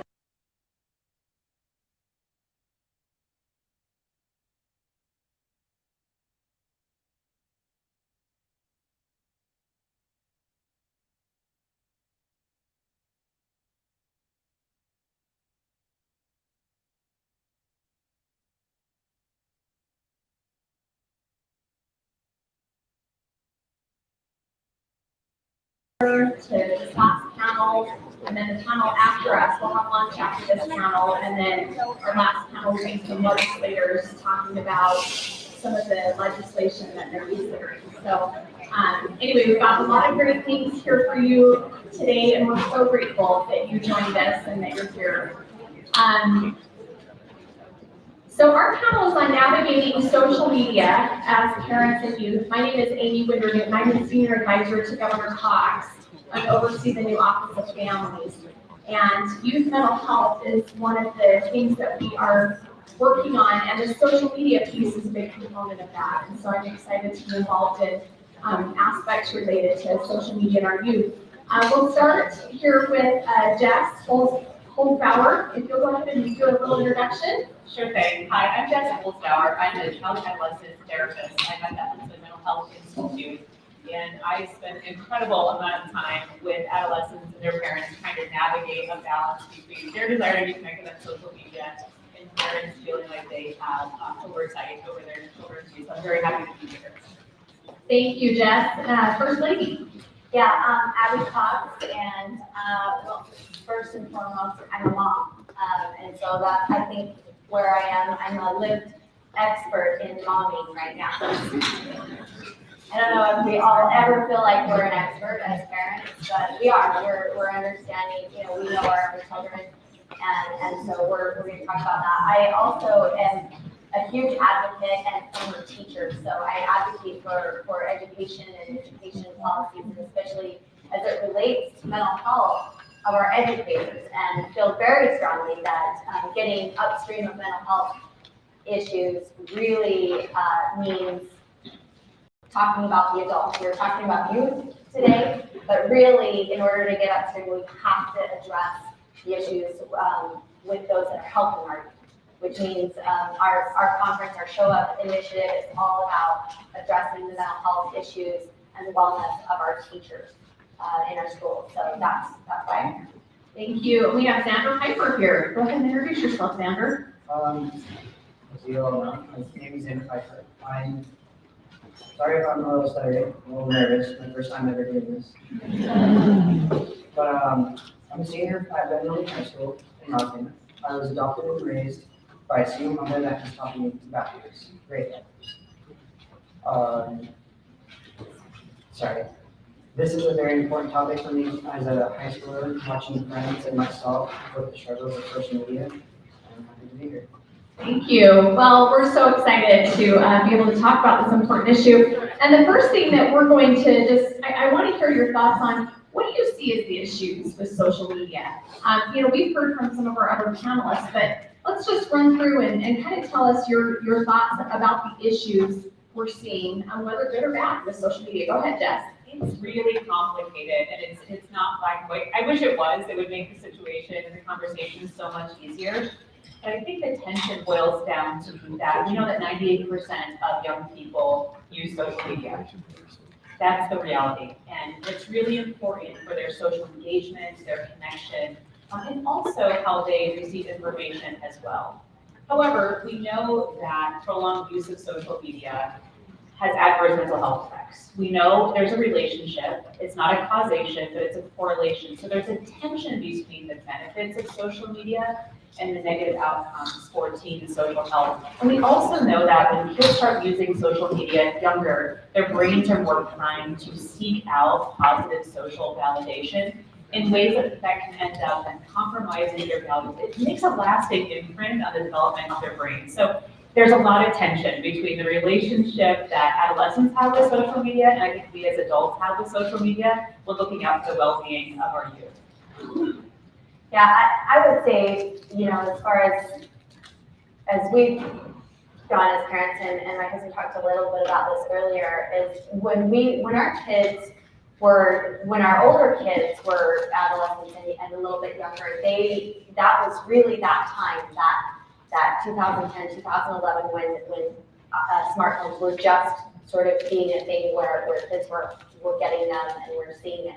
And in rural Utah, we're a few years behind, so maybe it was a little beyond that. But at our older kids were really just we were new, we were naive, we didn't understand what would happen, and we really did allow our older kids to have social media and to let them navigate that sort of on their own. I mean, we didn't do a lot. I did sort of have a random drug test mentality where I would check phones as randomly and check messages and check Twitter feeds, and I had sort of a one strike rule. If somebody was saying really terrible things on Twitter that I saw in his news feed, I blocked them. And he didn't know, but I was blocking all kinds of people. And so that's how I was sort of navigating as a parent in this new generation. As we looked and as we got more research and more information and seen with our own eyes the problems and the destructive nature of some of the stuff that they have access to, we've made a very different decision with our younger, especially our daughter, our only daughter, who's our youngest, who is 16. We have switched that sort of parenting philosophy and policy, and there is zero social media for her. We just have found it's just too overwhelming evidence to really ignore. And as was said earlier today, it really is like handing them something that they're not equipped to deal with, and they don't have the training to deal with. So for us, that's kind of where we've seen it. We've said just zero, and we're navigating through this as we do with parents, and we'll sort of figure it out as we go, and maybe introduce a little bit as she starts to get closer to graduation in that 18-year-old age where We feel like her brain's more developed and we need to sort of give her the tools to access it and navigate it in the best way. So let me just ask you a follow-up question on that. Do you think has she expressed to you that she appreciates that your her weight? No, I will just say that I like a long line of mothers before me, I feel like being a mean mom is a badge of honor. So honestly, no. But at the same time, and again, as some of this was expressed earlier, there is kids know what they need, and they need fences. They need parameters. It's healthy. It's healthy for their brain development. It's healthy for their sense of self. And so with everything, they need, I come from rural Utah, so they need fences, and they will push on those fences. They will continue to push, but it's our job as the adults in their lives to stay firm on those fences so they do have a sense of security. So yes, she pushes on the fences. Yes, she laments that she's the only one that doesn't have social media, and truly, she's one of the 2% apparently. So she's correct in that. But at the same time, for me, I just it's not a compelling enough reason for me to not have that policy. Thank you, Xander. Well, with social media, I've been on both sides personally, and I've seen both sides as it can do good, and I've seen the good that it's brought and the value that it has brought to other people. I've seen people with social anxiety and had a bunch of issues and were getting increasingly more depressed about their issues that they tried fixing it in some sort of ways. I mean, they were prescribed some medications for like antidepressants and help suppress these things, but it didn't really exactly help them all the way. With social media, though, they were able to communicate through a screen, so they didn't exactly have to show their face, so they didn't have to worry about their expressions being shown, or if they were typing and they realized that what they're about to say is an actual mistake, then they can revise what they're going to say, so they don't actually make these mistakes. And however, at the same time, without learning these mistakes up front, you can't exactly improve as a human being. I mean, truly, it's learning from the mistakes that really makes you learn these values and to remember it for the rest of your life. So I've seen both ends. I have seen both the good and the bad, and honestly, lately, in the last 3 years, I've seen it becoming increasingly worse.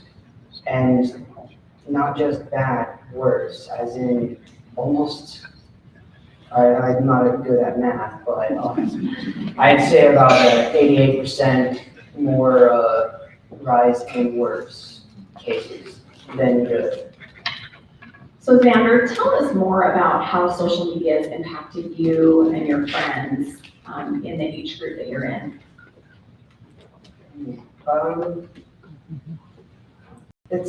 There are a lot of things that has happened. I was once threatened by a group to come over to our house and shoot us. And it was going to be a drive-by shooting. And the reason why they decided to do this was because I didn't agree with them. I have no idea why someone would come to this conclusion after a disagreement. But it brought so much insecurity to me as a human being while dealing with the social media issues. I have kind of seen other things too, as like I used to have a lot of social media platforms. I have since deleted them, but when I did have them, I always kept seeing things like relationships or even sex being advertised as something that's actually important. And so, and I'm not the only one that saw it. The people I used to hang out with always seen it as a daily thing. And I think it just had this huge effect on their mentality that brought them to go towards these routes. Now I can say for absolute certainty they are in toxic relationships. They don't commit a lot. A lot of the people I used to hang out with just do it for the physical. They don't really care about each other, and we've all since disbanded as a group that we once called a family. So social media kind of brought that down, and it also brought a lot of hatred in our lives. I mean, with the news and stuff that happens, it's good to know what's happening in the world. That is good, but at the same time, being overstated in a lot of places that kids don't generally understand, especially in teens and twenties. We don't exactly know how the world works. Even to this day, I still don't understand how the government really truly works.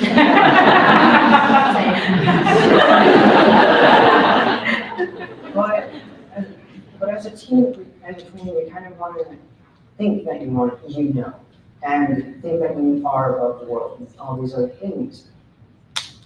So it really just kind of brought a lot of hate towards us because the things that happened on the news, we would see that and we'd see other people discussing topics about it either being true or false, and we'd all believe that everything is true and everything is also true instead of true and false, and these two divided sides.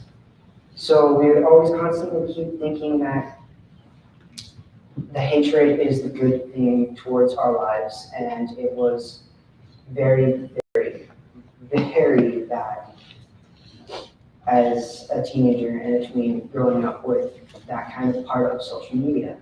It is destructive, especially in the last 3 years. Thank you for sharing. Thanks for being vulnerable. Can I just touch a little bit on what Xander said? This is, I think, what I've seen with my own kids and what we're seeing in education and in our schools. Anybody that is working with youth right now, I'm sure therapists, anybody else who's seeing this with young people, as adults, we are seeing the news and have some way of sort of, and a lot of adults aren't figuring out how to navigate the new world of news media. But there's this lack of hope that I think is tied directly from kids seeing, we all do this, but they are too. Think, 10, 11, 12, 13-year-old kids are picking up their phones every morning and seeing this news feed of headlines, of really scary headlines without context.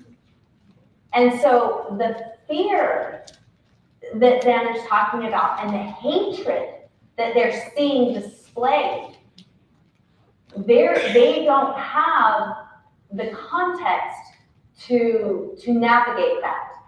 And we as adults aren't doing enough to either not allow them, I mean, obviously we don't want to live in a bubble. We all know how important it is for them to know about the world around them. But we're not giving them context, and we're not giving them the tools to emotionally navigate those things that they're seeing every day. And I don't think we understand how destructive that fear of they're totally afraid to walk out in the world because all they're seeing is this negative, scary stuff every time they wake up and see it on their phone. Every minute they pull it out, they're seeing the terrible things. And not only that, I would say just one other thing is that they are seeing on social media, on Twitter, on Instagram and Facebook and all these places, they are seeing adults navigating it and modeling really horrific behavior, which is another thing that they can't sort of square in their minds. Like we have these adults that we think, we have some adults and teachers saying you should be like this, and yet they're seeing adults displaying and modeling fear and hatred and anger and not having discussions about disagreements in a healthy way. And so they're left with just fear and anxiety, and somehow we're shocked that this is happening. Good points. Jess, what are you seeing as a social worker with your patients and in regards to social media and how it's affecting them?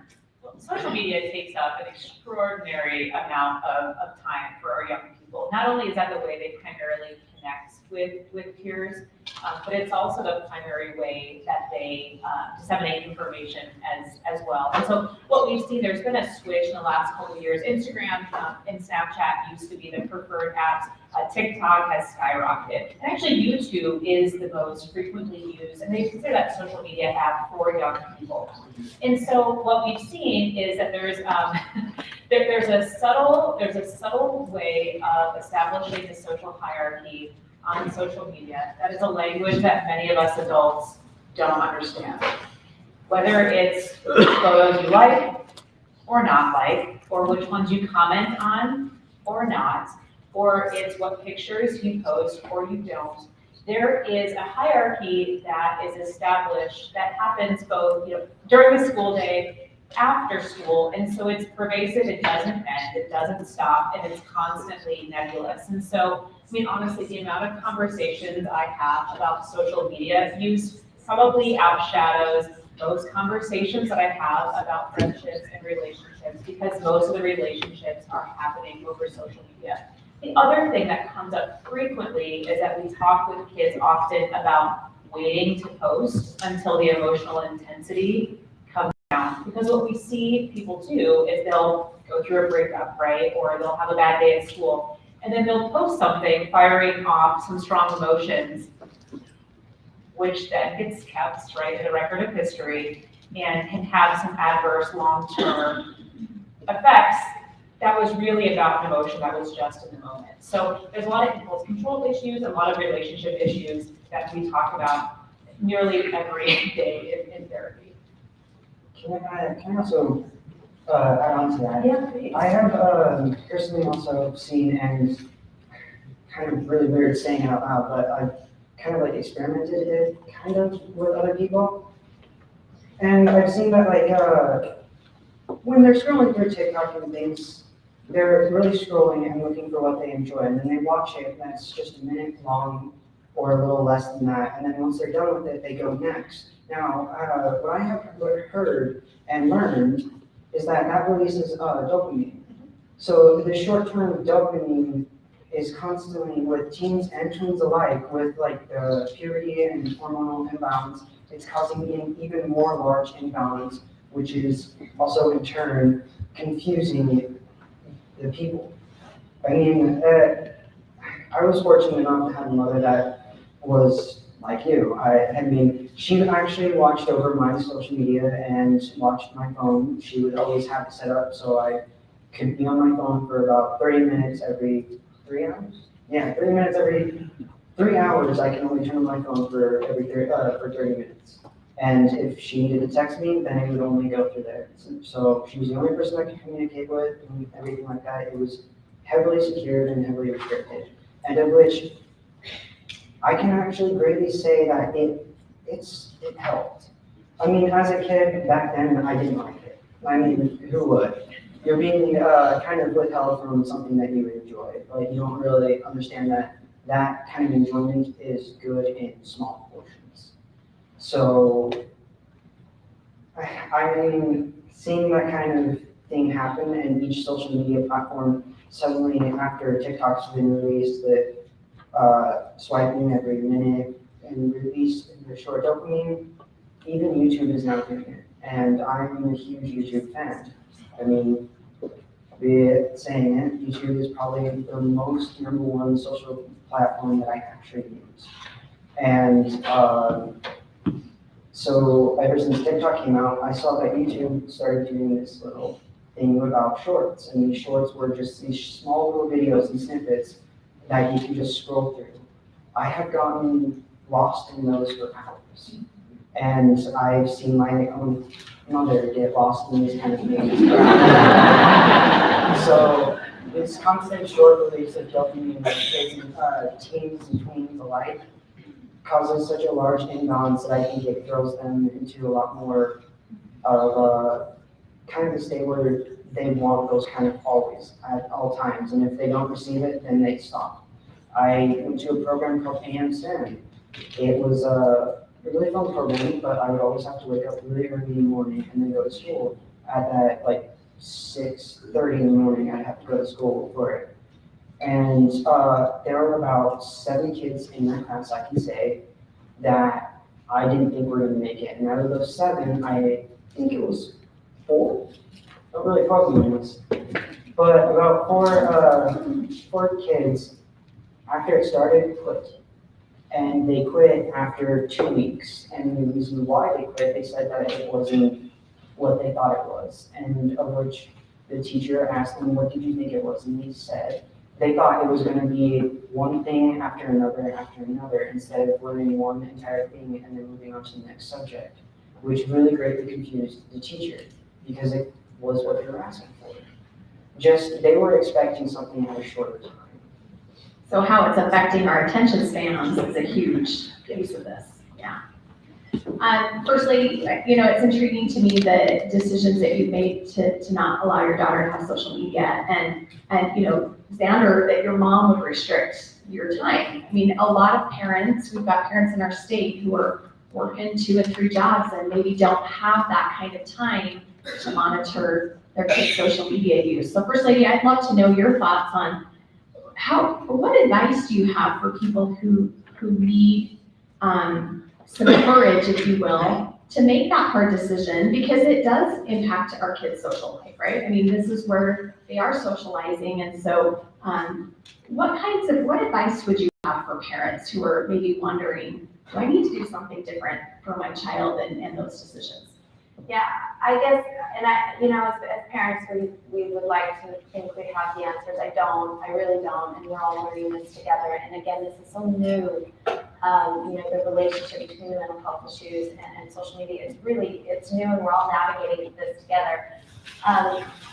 Really, as far as what we've done with our daughter is the encouragement of, we're sort of taking something away. What are we replacing it with? And so I think that's really important. And so we've thought through this, and really what I've tried to do with my daughter is really try to encourage actual face-to-face interactions with her peers. We really encourage, she wants to go to a friend's house on Friday night. Yes, the answer is yes, go. You want to have kids over? Yes, let's do that. What are you doing? I mean, it is at the governor's mansion. Yes. That's not always okay for it. I guess that's the message is, what are we replacing it with? And the face-to-face interactions, I think, have to be a part of that. I think another part of that is when we were growing up without it, those of us that grew up, not in the digital world, there were ways to connect, and there are ways that we interacted that were natural. Because it isn't so anymore, we have to get back to teaching skills, emotional intelligence skills. And these are a skill set that maybe a lot of us learned just naturally because that digital world wasn't part of our lives.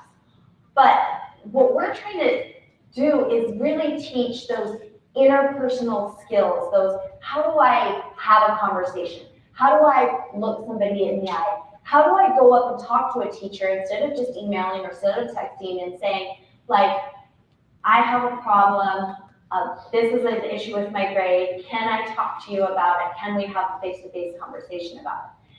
How many of our kids have those skills still?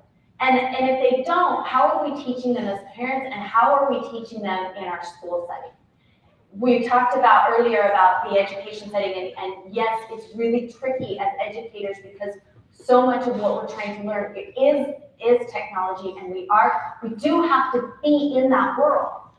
But how are we still teaching children the skills that they need and call them interpersonal skills, call them durable skills, call them emotional intelligence skills, whatever we want to call them, they have to be taught. They have to be taught at home and they have to be taught at school in order to supplant that technology or that social media hole that we're creating. So I guess to me, it's just like, we've got to be very intentional about those skills. That's great. Let's talk a minute about the research. Jess, what are you seeing as far as the research between mental health issues and social media? Yeah, the research is clear that there are detrimental impacts on adolescent mental health when they are exposed to social media. There's a lot of nuance to that though. And so I think it is important to understand the kind of social media that is being consumed and the quantity and quality. So what we have seen is an increase in social media use is related, right, not a causation, but is related to increased feelings of loneliness, depression, decreased self-esteem, and higher rates of anxiety as well. We know in particular that female adolescents have more of a negative impact on their self-esteem and their self-image, particularly their body image, as a result of consuming social media. So that's pretty clear. There's a lot of research that I hope continues to be conducted, especially with younger kids, where we're really lacking is research into the mental health impact on the tween age kids who are unfortunately consuming social media. That's great, thank you. So Xander, I want to know, what do you do to maintain a good balance with your online use? Like knowing now what you know and the hard lessons that you've learned by both your own experiences and watching your friends, like how do you find that right balance? I found the right balance by actually treating it like a doctor would treat somebody with addictions. So people that are addicted to like smoking, they need to go to rehab. So I decided to just delete everything off my phone. I had barely any apps on my phone. I had like Tetris and a few Pong games, but that's about it. I mean, I made sure it was all retros because all the new ones, all the new games kind of heavily depend on the internet. So I found games that were, didn't have to depend on the internet, and occasionally I would play those games. But I deleted everything off my phone: social media, emails, which was dangerous, and a few other things. And I've also set my phone to delete apps that I do not use after 3 months. And I also have it set so it'll do a few other things, like it will delete text messages or a few, nooks and crannies of things that I really wanted to make sure every base was covered. Then I also made sure that I found something else to put my focus and my goals towards. So, like I mentioned, I am a huge gamer. I love old games, I love retro games, and I also love the fact that with today's technology, you can build computers and then play really cool graphical games. And so I found out that if I could put my focus and my attention towards earning enough to get these things, I built an entire computer out of scratch in a matter of 3 months. And in the entire 3 months, I really didn't actually touch my phone that much. I mean, of course, I still had to communicate with my mother. So I still had it on me, but I didn't really have anyone else to communicate with. I mean, the people I used to hang out with, never talked to. And still to this day, I try communicating with them.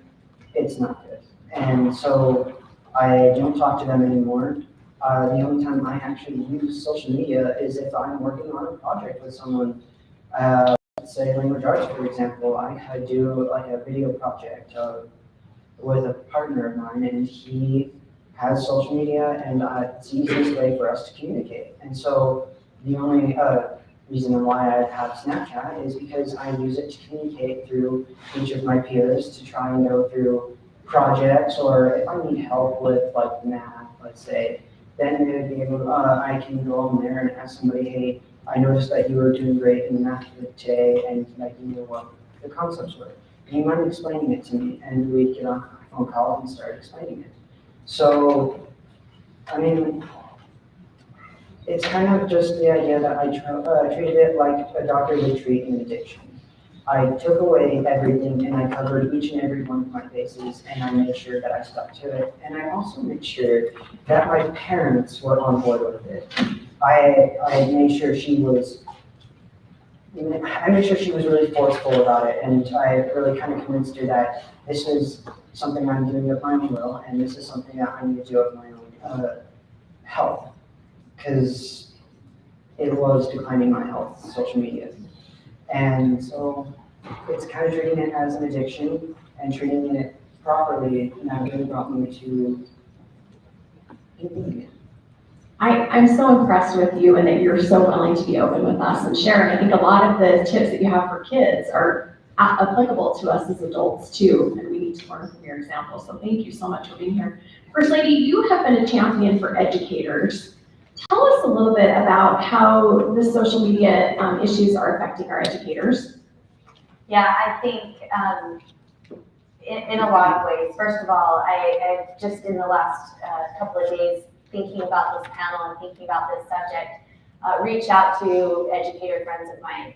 And what I will say is that it's a lot, I think, like everybody who's working in this space, like first responders and people in the mental health, our therapists, I think we're seeing our educators with that kind of burden.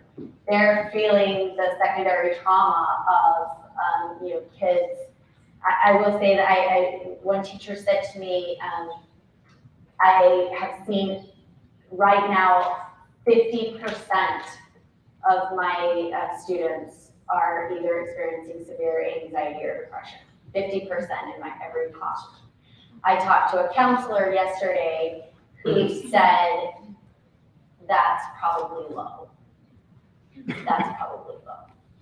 So we're seeing much more than that. So think about your educators who went to school, who got into this profession to teach kids, whatever it was, whether it's elementary school, and to really teach them to read and to grow and to learn how to be humans.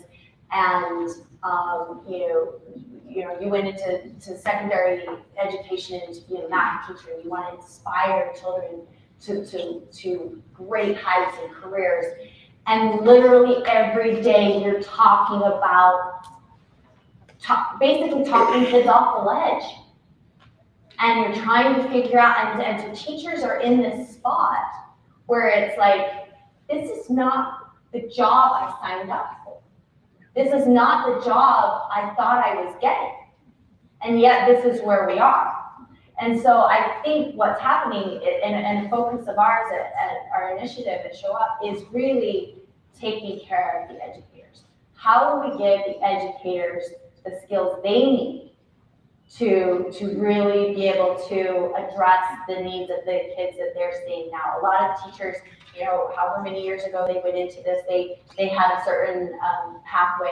I did through my pre-education training, and they didn't get the skills that they actually need right now, which is, I got to figure out how to help this child regulate their emotions. I mean, every educator, I would say 100% of educators, and not just the teachers, the paraprofessionals, the lunchroom staff, the bus drivers, the substitutes, they are also having to address mental health issues. And so I think, we've got to collectively come together to support our educators, to make sure that they have what they need to address these issues, so that we can, I don't know if this is the right way to phrase it, but get back to making sure that our kids have the academic success that we so desperately want them to have. But we cannot do that. They cannot have academic success until these emotional issues are addressed. Thank you for sharing that. Jess, we've got about 7 minutes left. I'm going to have you take the rest of the time as our resident expert here on this panel to share with us your recommendation for both parents and youth on how to have healthy online habits, how to set boundaries, how to have those healthy relationships. Would you mind doing that for us? Just wrap us up. I'm gonna do my best to cram it into 7 minutes, so you'll have to maybe cut me off. Well, I think first and foremost, it's really important for parents to be well educated on the difference between the apps. And so that means really understanding how the apps work. Do you understand how to make an account private? Do you understand how your child can interact with adults? I think it's really important that parents understand that first and foremost. Second, I think it's important that parents think about social media as an advertisement. And I don't mean buying the newest Nikes. I mean that anything that we post on social media is with the express purpose of communicating something. And that is validated and reinforced through likes and shares. And so I think that thinking about social media as promoting oneself or as an advertisement is a really good way of thinking about social media and will help inform conversations with young people. What do you want to be advertising? Maybe it's nothing. Maybe it's something. I think it's really important to take that philosophy. The other piece that we ask all of our adolescents and parents to do in treatment is to create a media plan. This is through the American Academy of Pediatrics. It's a media plan that all of our patients make, and it's a way to think about media as a diet. And just so we know, there's a balanced diet that includes exercise, vegetables, vitamins and minerals. It's the same thing with media. And so just as when we are not consuming media, what are we doing instead? And so the plan helps to create that with parents and with kids, and also is really nice because it has developmental recommendations. So parents don't have to be the bad person and say, well, you're 11 years old, and so it says that you can't have TikTok. Don't worry, the website does it for you. So that's really, that's actually really, really beautiful. I think it's also really important to listen to the adolescent as well, because generationally, we don't have the same attachment to social media that kids do. We just don't. And so it's really important to understand the function that social media has in young people's lives, because there was a time when I would just say, just put it away. I'd recommend to parents, let's have them delete the app. Like, what's the big deal? It's a big deal. It's a big deal. And so I think it's important to understand why this is important for adolescents, to validate that and to help put fences up so that it stays in its own lane. I also think it's important for parents to model their own social media behavior. And so how often, right, do we see parents who are at their children's event, or maybe they're at a park, and rather than engaging with their child, they have their phone up? It's a complaint I hear from kids all the time. Oh, my mom's just on her phone all the time. My dad's always checking emails. So I think it's really important that we, as adults in children's lives, are modeling appropriate behavior. We'll get a lot more traction if we are doing what we are saying. I also think there needs to be non-negotiable limits, which means no social media during the day at school, off limits. Phones need to be out of, and devices need to be out of children's rooms at night so that they are not being disrupted. And we know that although screen time is important, the research is clear on that, so we should be limiting screen time. Also, apps need to be limited as well. And so it's important that there are limits on apps and when media can be used. For a lot of families, there's a rule: no phones at the dinner table, no phones during family events. There needs to be non-negotiables, and then parents can come up with negotiables, once that platform is set. And I think for young people, there's also some practical things that they can do as well. The first, and I actually encourage parents to do this as well, is when social media is eliciting a strong response, is to, one, put the phone down, and then two, turn off notifications. We are not stronger than the algorithms. We are not stronger than we're not. I have parental controls on my phone because I know that if left to my own devices, I'll be down some wormhole, and now all of a sudden I think I need a French bulldog, which is the most popular dog. I also have a deposit down on one. I just want everyone to know. It works. It works. I just need you to know. I need you to know. I'm a dude, right? And so it's also to turn off notifications so that the consumer is the one deciding when to engage with the app. The app is not telling us when to engage. So that's something I recommend to adolescents all the time. Now, here's one that is very unpopular, but I will just say it, is to turn your phone to black and white. It's terrible. It really is. It really is. I mean, pictures aren't nearly as engaging. They're just not. I mean, I get bored really easily. And so that is a recommendation I'll give to both adolescents and parents as well. Have the phone turned to black and white. Also, to leave devices at home, because again, we are not more powerful than our devices. They are designed to keep us on, right? And so I think that rather than having our mind divided and like, do I look at my phone or not, just leave it at home, or leave it in another room. And then also for adolescents, I beg of them, as I said earlier, to not post when emotions are high.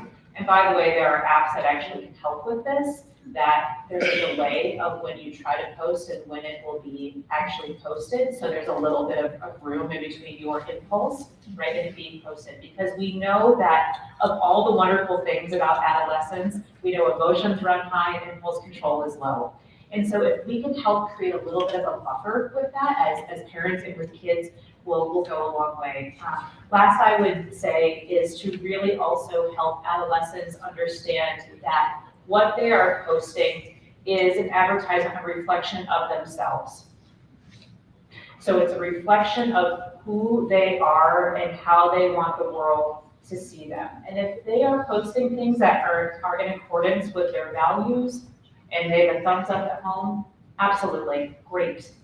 But if they're not, they're going to really get themselves into both internal trouble and probably external as well. So maybe some practical recommendations. I think we also have a handout as well. I think I crammed it in 7 minutes. You did a great job. Okay, hopefully I didn't talk too fast.